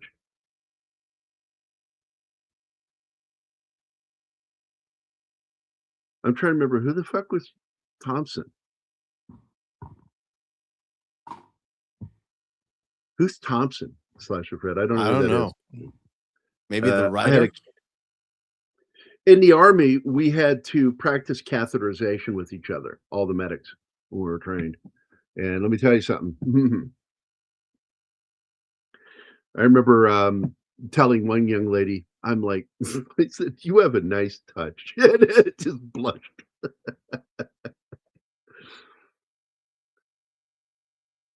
Oh, they absolutely didn't giggle. They fucking laughed. She turned to cover her laugh because the fucking singing, Sound of Music. Yeah, is this the scene at the school? Yes. Okay. Yes. Try love me. Yeah. It's pathetic. It shows how pathetic a character he is and how much he has to grow as a person before the end of this fucking movie. And to be fair, And this is why she was so good in this, because everything that she did was he played this movie like serious. a girl who does not take any shit from nobody. And none of her stuff is like sarcastic or trying to be comedic or that sort of a thing. So because everybody expects her in terms of she is Rachel. She can't get away from it, right? She can't get away from it. Well, that's because so much of her was comedy. Rachel. Yeah, she's in a comedy with one of the top paid comedians in the country or in the world. Yet she does not play a comedic role whatsoever. And Gambit, the reason it doesn't work is because of free will. He cannot make someone do something. Yeah. Can't make them have feelings. Cupid is a And lie. I thought that was wonderful. Cupid is also not Christian. I know my mythology. And just so you know, Cupid is a real person. His name was Sergeant Janney in the U.S. Army. Oh, I met him. And he's the one who thought it would be funny for him to conspire with all our sergeants to put Alicia and me together all the time. Because he knew it irritated me. If we're going by that, my Cupid is called Janice. Not a lie. And it's not Janice. It's it's a not girl a very Jewish called Janice, name. who I actually did not like at all. Nice. But she's responsible for both tearing me away from my best friend in high school and to my wife today. Bringing you together. That's well, nice. if that's the rule, Gary, then we have a Cupid. You have a too. relationship. Yeah, we do. His name is Daniel. So Meth, though, I'm curious, just personally curious. Do you still have a friendship with her to this day because of what she did? No, I don't like still her. hate her. Yeah, I don't. Okay. I don't like her. She is every bit of white wine spritzer drinking soccer mom without being a mom. She is the typical liberal white woman that you think of when you say liberal white woman. She is that. But she was 27 years ago, 30 years ago. I don't think I could sing that one. I don't think he's I saying don't know the you words. that comment. Because I don't know the words to that song. I know the song, I just don't know the words. I know the words to "The Hills Are Alive with the Sound of Music." Let's see, where am I? And stops telling the dog what to do. Right. She was Rachel before Rachel. Absolutely. That's if you watch Leprechaun or go all the way back and watch her in Critters. She's the same character as Rachel. That is her. She only knows how to play that character. Yeah. Now in this movie, she's doing something different. She's, like you said, not being funny. She's playing it serious. Yeah. Her character is not aware of the comedy in this. Exactly. And that's why she works within the confines of this movie. As it's Jennifer Aniston, but she's playing it straight. She's sort of not aware of the comedy that is going on around this movie, because all she is the love desire of the main character. She is his road to being self-aware and his redemption because of and this is his the moment of that interaction way. with her. Yeah. This is the moment where this is the moment where he begins to redeem himself as a person. And he walks away from this job. He says, I've really screwed up. I've got to go. And I got to go fix everything I fucked up. And I like that. And it took that moment of losing her and then he finds out that she wants to get over him. And he's God listening to her prayer. And it rips him apart, man. I mean, she's Seeing her saying that crying. she still loves him, but she wants to be okay. She doesn't want to be miserable anymore. Right. That's brutal. And so he goes about doing all the right things now, fixing everything, and that brings her back to him. That gravity, because there's a gravity, and I talk about this with people that, like spatial objects, humans have gravity, and we draw people in. Those that are meant to stay in our orbit. Those who aren't meant to stay, shoot off doing a slingshot somewhere else. And you do it too. You do it as well with other people.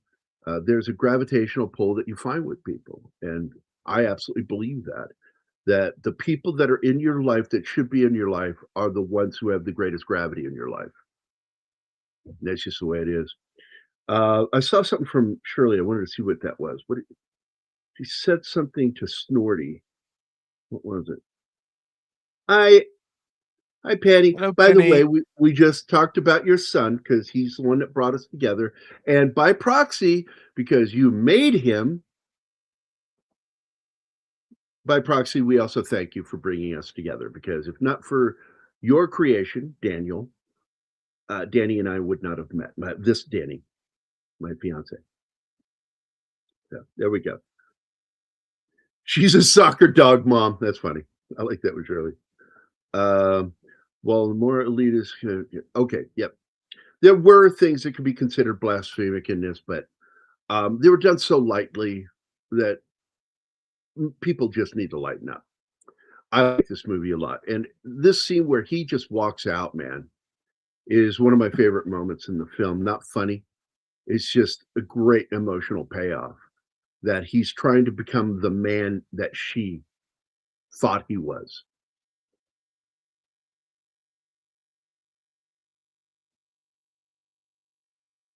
I think she was hoping he would grow into that man. She knew he wasn't Yeah. it yet. She was hoping he would become that man. Okay, here's that moment. Crap, go back a beat. Hold on, I'll do it.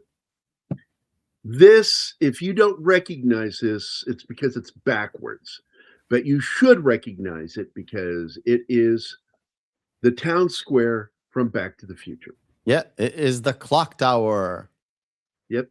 And It was- Which is still the the Gremlins. Is this on the Warner Brothers lot? That couldn't Yeah. be. It's on the Universal lot. Yeah.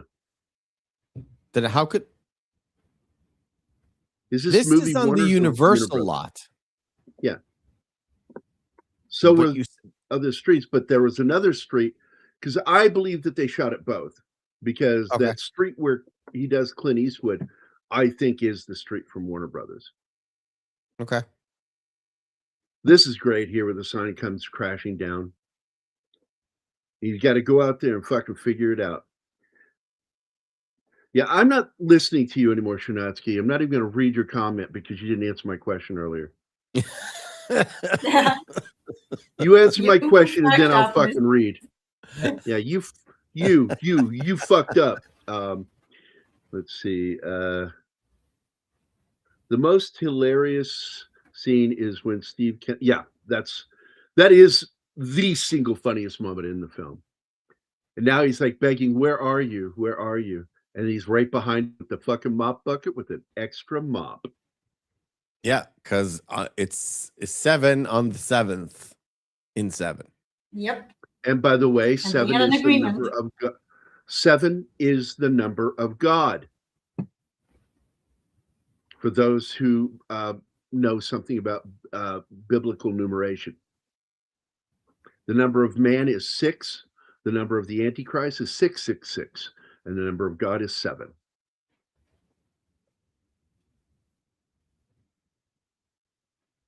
Yeah, I love that one. You done fucked up. There you go, Shinatsky. The thing about the numbers is 666 is from Dante Alighieri. And it's because man is 6 and God is 7. Yeah. And so the Antichrist would be man 3 times, 666. So I'm at work. I don't watch the whole show. Well, that's tough shit. I asked you a question. What did I ask him? I don't remember now. It was something you said. And I'm like, what are you referring to? You should not talk to yourself, Gary. Anima. Wasn't that Anima? I think that was the thing about something that Marilyn Monroe's first husband created or something. Yeah, like you that. said Marilyn Monroe's first husband. No, it was not Marilyn Monroe's first husband that did Adam 12 or SWAT. So I was trying to figure out, who the fuck are you talking about? Who are you thinking it is? Because her first husband was a World War II veteran, and Hollywood had her divorce him, and it kind of wrote him out of her history. And then she married Joe DiMaggio. That was her second husband. And he is clearly not a fucking movie mogul or TV mogul. He's a fucking baseball player. So I'm trying to figure out, who the fuck were you talking about? I swear to God, if you don't answer me. I would go even so far as to ask him what he was talking about, because probably it wasn't even these shows, but something completely different. The soldier that the Navy warrior that she married was not involved in Hollywood. He was involved in he said he company. created the first SWAT team, the real thing. Oh, the real thing. Okay. Yeah, that's Joe James DiMaggio Dougherty. created the first SWAT team? No, he's No, the second first husband. husband. You're evil, No, man. but You're Hollywood said it's evil. the first. But Hollywood Fuck. told me it's the first husband. Fuck you, man. Fuck you. No, But James Gary, Dougherty. Hollywood said, Gary. I believe No, Hollywood. that's so. Just to point, yes, her first husband was the original guy behind Special Weapons Assault Tactic Teams, which later became just SWAT. Special Weapons Assault Teams, period. So, yeah, okay. Now I'll talk to you again, and I'll go read what you wrote.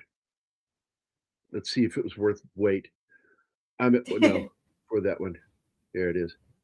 Gary draws a lot of people in through his hatred, which has become a singularity. Oh, well, I mean, I'm not going to argue with that.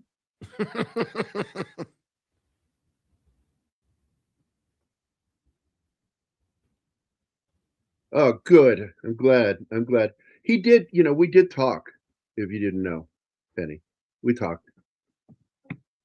Yeah, we buried our little hatchet. Yeah. I don't think it's important to say that. I think it is. I don't.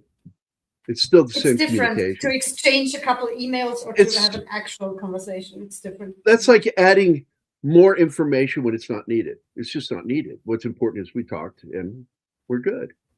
I love this when he said what he said. I fucking love this. Whatever he said. And then he messes his fucking hair up, and that's hilarious. To make himself look more like the guy.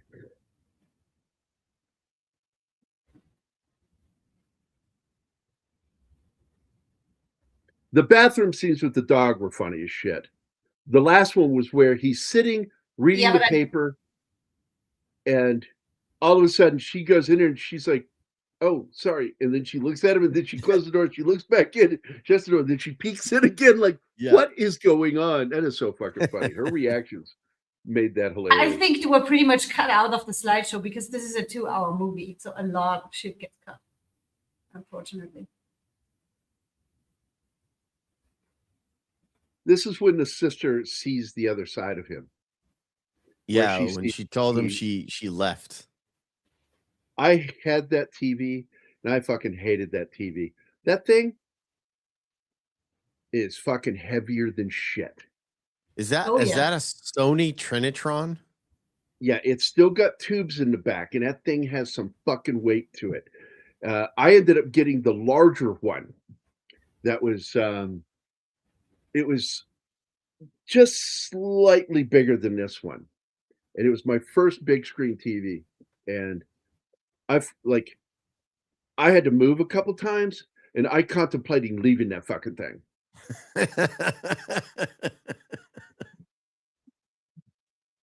I'm like, I'll just buy Oh a new boy. one. I have a job. I can get another one.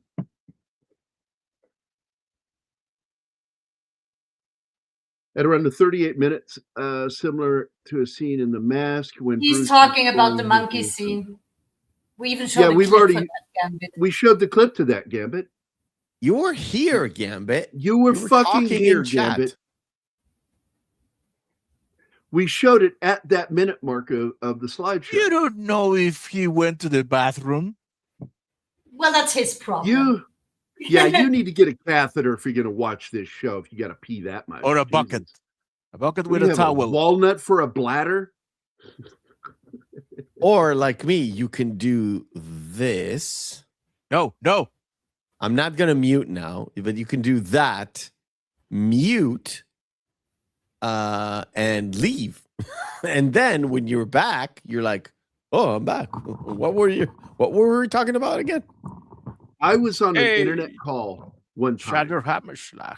with a movie producer that I worked with. Okay. And he called me, wanted to talk to me about something. And I'm having this conversation with him. And right in the middle of talking, I hear a toilet flush. Classic. God. And I sat back and I'm like, did you call me while you were taking a shit or something? And he just started laughing. And I went, oh, you are gross. My wife called me once at work. I was in the bathroom, but I was listening to something on my like earbuds. Now my earbuds do have wires and a small microphone on them because I'm old school, bitch.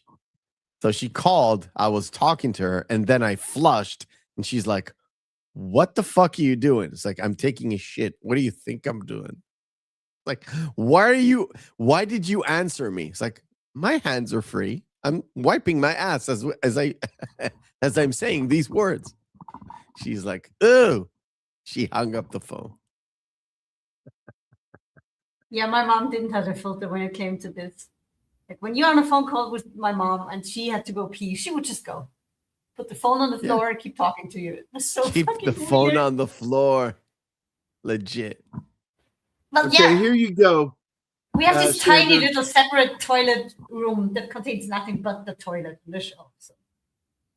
I just put that message for you, Sander, right there.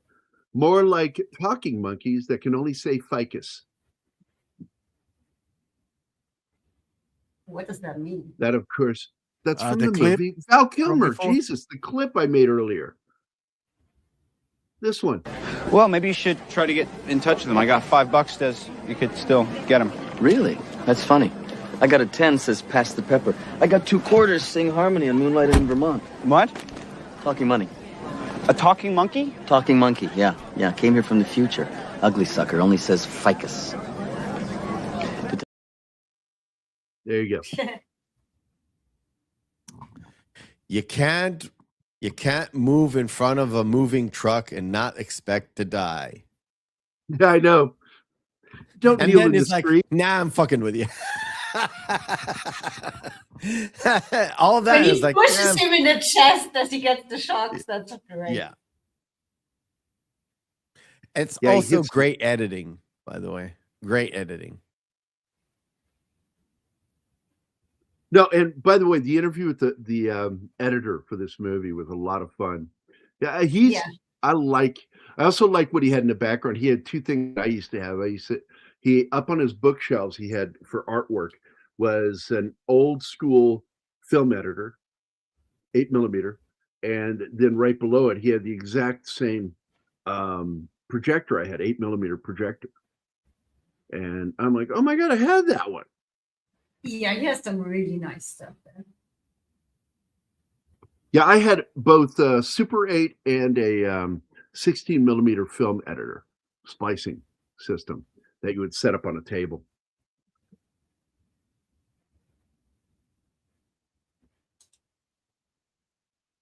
Do it, Well, Martin. I was reading it. Where the fuck was that? A mask. Peggy, double cross name. Here we go. I've got 5 terrorists going southeast on Bakalakadaka Street. Okay. I was reading that. I was reading that. Killed after she betrayed Stanley. Gotcha. Okay. Trying to get the last part of that sentence. Like, what did he say?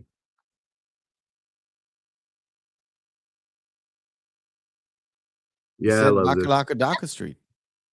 That's a nice payoff with the blood transfusion that he's getting, because she's going to give blood early on in the movie, and he's like, yeah, no needle is touching me. They're just keeping it frozen in a warehouse somewhere. And he's waking up in a bed, and she stays in the door and says, guess it's not going to a warehouse somewhere. I like that. Yeah, I really like this story in this film. I just think it's a great movie. I'm glad we get to watch it again, because I really did enjoy this movie in the theater. And let me tell you guys, it works even when it's 3 a.m. It's still fun to watch.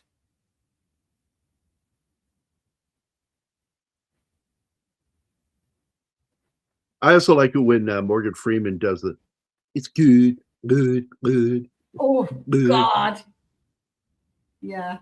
I hate this one, the BEA Beautiful Day, and I'm like, that's annoying. I don't like that one. It's annoying. The good was annoying too. And he's picking his nose again. Of course. And he's telling him, no. Yeah. Somebody give him a hairnet for his nose. I mean, he said it himself. I work in back. I see no smile.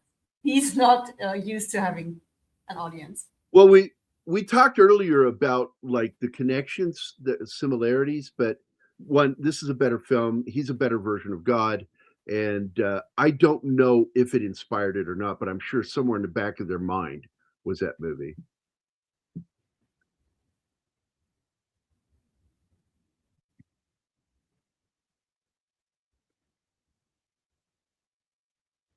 And now he has to go give blood. And by the way, I'm not going to do it on the channel. I'm not planning to, unless you people fucking want me to do it. But I am going to watch the sequel, because I enjoyed the sequel. I don't think it's as good as this one, but I did enjoy it. And it's the Noah story this time. And Max is now not doing TV. He's now run for a state senator. He's in politics, and he begins seeing God telling him, you need to build an ark. It's like, oh, fuck, I'll find somebody else, man. I am not up for this. Yeah. The trailer didn't look fun. I didn't like the sequel. It's not a bad movie. I just So Nora Dunn is in this, and she used to be on SNL. I think she's a kind of a snobbish bitch sometimes, but I always liked her friend, and I can't think of her friend's name. That was also on SNL at the same time, and she's the one that died back in the 20-teens from throat cancer. Oh, not Gilda Radner. No, not Gilda. Later, after Gilda, because Nora Dunn used to be on SNL back in the 90s, and it was one of the chicks that was with her on Saturday Night Live back in the 90s. And I cannot fucking remember her name right now. I remembered it yesterday when I was talking to Anima about it, and I just can't remember her name right now. It will come back. Always does. Yeah, 5 hours later. It's like that scene in Rick and Morty where Jerry couldn't remember something, and then like the conversations moved on and everything, dinner's over, and then he remembers the answer. like what? Because that was the thing I couldn't remember. Yeah, these are all the outtakes, like where he fucked up shit. And it was funny. You have to admit, the Jim Carrey movies with the outtakes at the end are a killer. Sometimes they're so much funnier than what actually took place on screen, right? Like, and I got to point out too, this shit came from Jackie Chan. Jackie Chan started doing the outtakes. All the Liar Liar outtakes were way funnier than Liar Liar itself. When she yells over actor, and it makes him fucking crack up laughing. It is so goddamn good.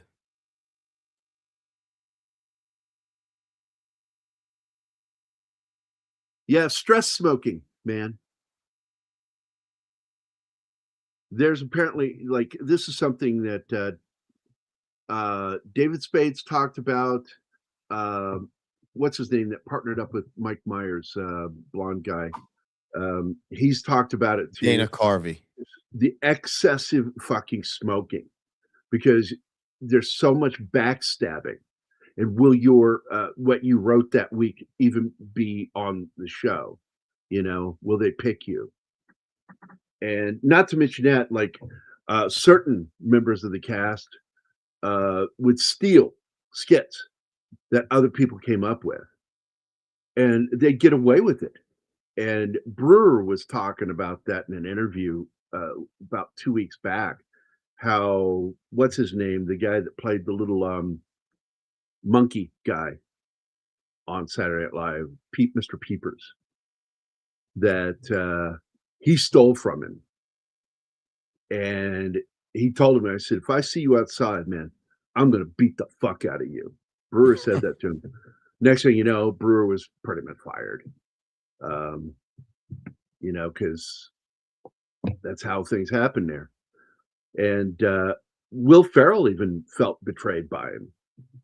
That actor, I can't think of his name, that played Mr. Peepers. And that's why there was no sequel to their movie, The Night at the Roxbury, because he ended their relationship. Will Ferrell did, after he caught him lying to him. So smoking, absolutely. Dana Carvey, thanks. Dana Carvey and Spade were talking because they do a show together, talk show, podcast. And they were talking about it, just so much fucking smoking. Chris Kattan, that cocksucker. Norm Macdonald fucking hated him. And he would openly mock him to his face. Like, my favorite from that one was when they're going to do the Twilight Zone episode where, what's her name? The bimbo that from Baywatch and all that, and Tool Time. Pamela Big Anderson. tits, blonde. Yeah, Pam Anderson was going to be the guest that week. And they were going to do a skit about the Twilight Zone where the girl wakes up and she's beautiful, but everyone around her is ugly and gnarled faces.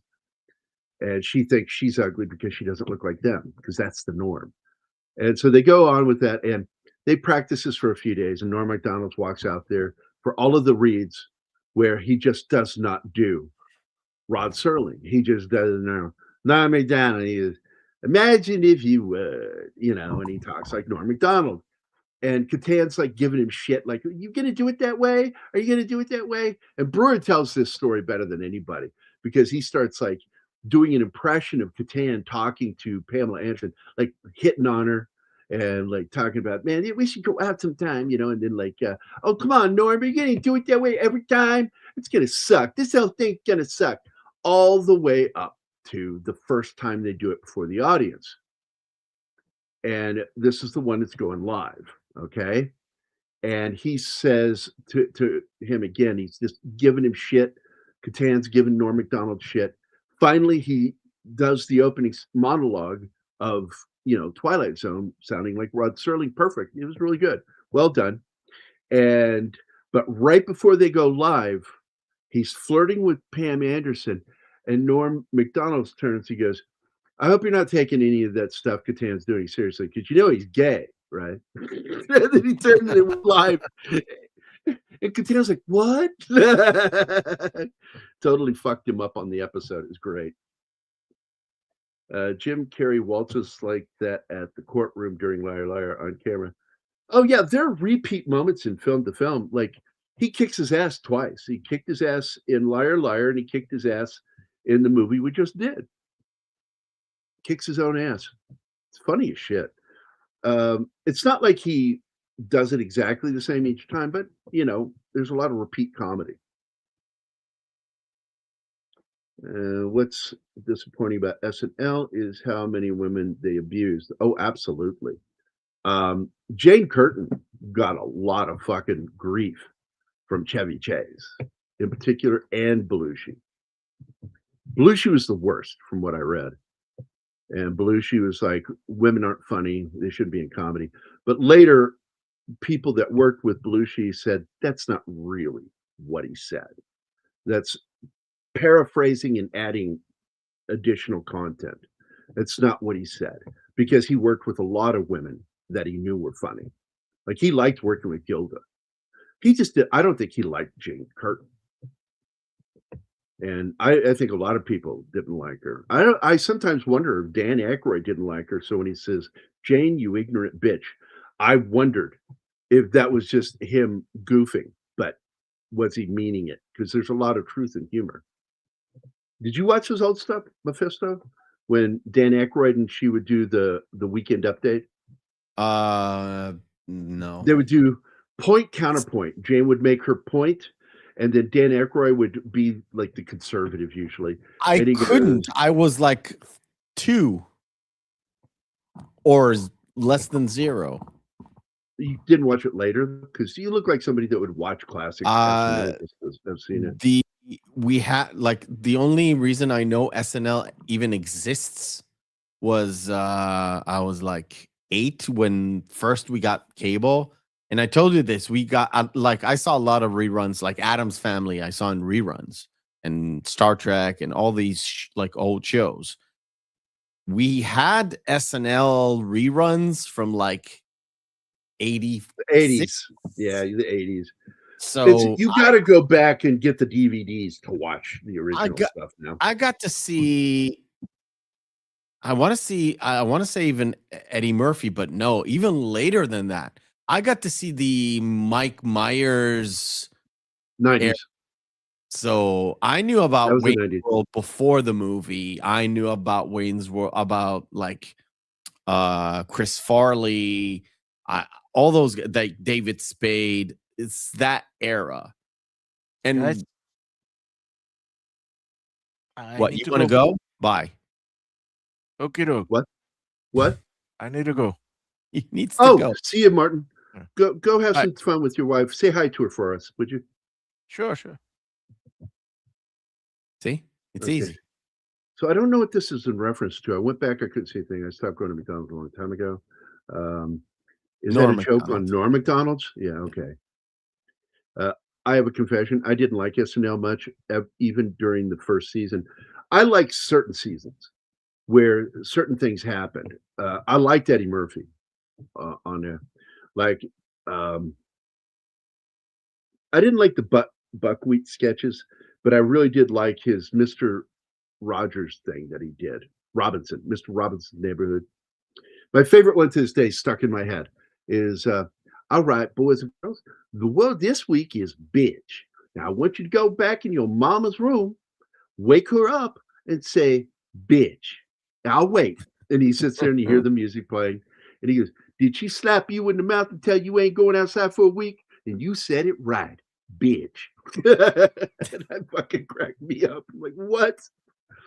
I have a confession. I never liked it. I liked Norm Macdonald, and I wouldn't even watch most of the sketches. I knew what time the weekend update would start, and I would tune in for the weekend update because Norm Macdonald was the shit. That was the funniest guy I've ever seen.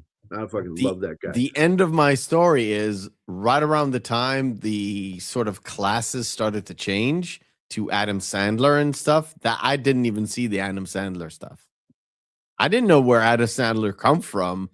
I knew later that he came from SNL, but the first time I saw Adam Sandler was Billy Madison. Yeah, Billy Madison.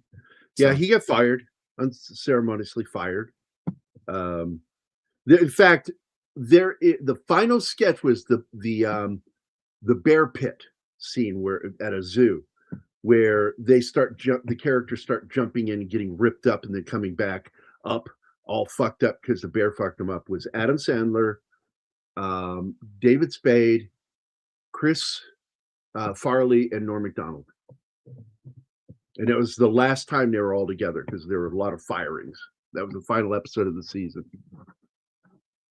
In fact, back in the 80s, the only SNL member that survived that big firing was, oh my God, what's his name? Chris Kattan? The Jewish comedian. God damn it. He did the liar character. Yeah, that's it. That's the ticket. Yeah. He's the only member of that cast that survived the firings. And he didn't know it. He thought he was fired too, because it just sort of like abruptly everybody said, "You're done. You're done. All right, I still known you." And then he's back the next season. He's like, he was shocked by it. What is that guy's name? Close friends with Phil Hartman. Kevin Nealon? No. SNL liar character. John Lovitz? There you go, John Lovitz. That's the guy. See, chat knows. Not Matt Damon. Matt Damon. I think he was 12. I showed Anima that video of Phil Hartman back when he was doing comedy over in Europe. And he was in Germany doing stand-up. And wait. Are you sure it was Germany or was it Austria? Germany. No, it's Germany. And she was actually pleased with his German. Because he would get up, he would speak German and to the audience because they were a German audience. And he would do impressions in German of John Wayne and other people. This is way back. It's on, if you look it up on YouTube, it is David Letterman and Phil Hartman interview. Imagine that, a German audience in Germany. Shocking. Yeah. Well, what's funny is stand-up comedy in Germany. That's funny.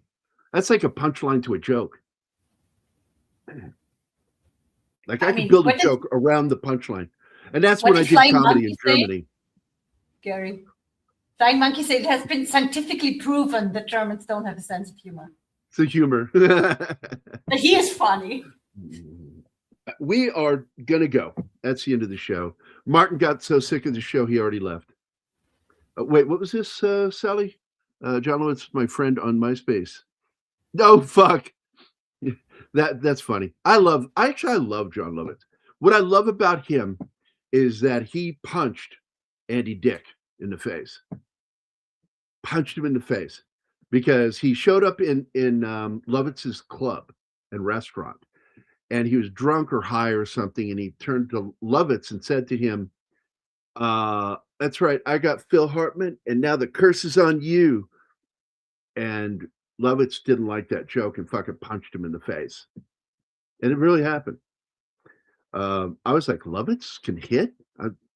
I figured it would be like a sissy fight, but then I read, I'm like, no, he punched him. I'm like, probably the only punch he ever threw in his life.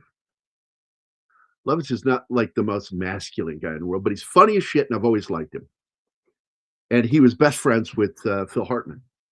And what hurt a lot of people that knew Phil really well was that when he died, they went ahead and they continued the next season, and they kept Andy Dick. Because Andy Dick is why his wife got back on cocaine and drugs and booze. And he was the thing that triggered her because she'd already been a few years sober and off drugs. And he offered her cocaine at a party. It went from there. And it was pretty quick. I really want to go back to watching that show, but once Phil is gone, I'm not interested in watching any more episodes. Well, we don't need to watch it last season, but I would watch it simply because I knew Phil Hartman was his best friend in real life. And so I liked that he was on there, but I'm upset that they kept Andy Dick on the show. And I think he and some of the cast were upset about it too, because they knew the truth of what happened. Bye, Penny. All right, we're going to get out of here, guys. I want to thank everybody for being here. I want to thank Shirley Lavasier was first in the house today. And Gambit, Snorty, Slasher Fred, Read by Nature, Joe's Atmosphere, X-Menon, Sally Forth, Bronson Wright Wolf, E. Clay Thomason, Ariel Billette, Penny, and Sandra Hammerschlag. I appreciate you guys being here. Thanks for being here again today, Matt. It's really nice when you get to pop in with us like this. We appreciate it. And of course, Martin, for being the right side of my brain. Thanks for being here, buddy. Shinatsky, thanks for being annoyance today. No, you had some good points. I appreciate it, man. Always fun. Love you guys. Well, we love you guys too. We love interacting with you guys. That's why we do this show. It's fun. And I know Anima forgets what the fuck we're talking about or how we end up in such a distance from the movie. And that's because I'm interacting with you guys. And I like interacting with you guys, no matter how much that annoys Anima. Yeah, you don't get to shit on me, mister, because you forget what movie we're talking every 5 minutes. Well, look, that's terrible. a fact I've talked about. That's a fact I've talked about many a time. Like when I was writing reviews for that Illinois, the whole state of Illinois, we had a magazine that was popular in the state called The Octopus Magazine. It was an alternative news magazine, and I was one of their critics. And I would do my reviews, and then the girls at the bank, when I would go to deposit my check, would ask me, every time they would ask me, and without fail, I'd go, I just watched it last night, wrote my review today. I don't remember. Now I'm in my fucking late 20s, early 30s, and I'm fucking forgetting shit like that. I don't know what that's called, Meth, where you watch a movie, you're going to do a review of a film, and then like you completely forget. What the fuck you mean my entire life? Yes. Your I know entire exactly life. What you mean. Mine too. You know, it's like I will watch a movie, I'll write my review of it, and then it's out of mind. I'm done. I wrote my review. I turned it in. I got paid. I go to the bank. They asked me what did I review, and I don't remember. I haven't wrote the review. I've already forgotten. That's my life. Okay. So, all right. We're gonna fuck off and go do something else. Don't forget later, we got John's got his live stream. And then you've also got our favorite sci-fi dude in the world, Doomcock. He'll be on later with Friday Night Frolics. And then we'll be back again tomorrow to talk about another Jim Carrey movie. We will do another one because we had storms come through last night, and it wasn't likely to do. I shouldn't do a show when we're going to have storms coming through. And so we're going to do it next Tuesday, and in the afternoon, 3:00. And what movie is that one, Anima? Truman Show. Truman Show. We're going to do that next Tuesday. And we're going to do an actor and or a director for a whole week whose birthday is this month. This month is January. And one of them we're going to be doing is Kevin Costner. And right after him, we're going to be doing Robert Duvall. And we've already done a movie that they did together. So sadly, we won't be doing that film. And that one's called Open Range. Great fucking Western. I put it in my top 10 list of best Westerns of all time. So ADHD. Oh, it is part of ADHD. It absolutely is. And yeah, Truman Show is next Tuesday. Forgot that one for a minute. No worries, man. We hopefully make sure that you're always subbed so you're getting updates. Make sure. And if you don't get updates, let us know that you're not getting updates. We deeply appreciate it. And with that, we're going to get the hell out of here. Mephisto, any last thoughts? No, I want to go to bed. Good night. I want to go to bed.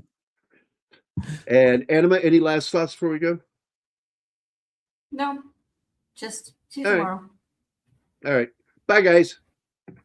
Bye.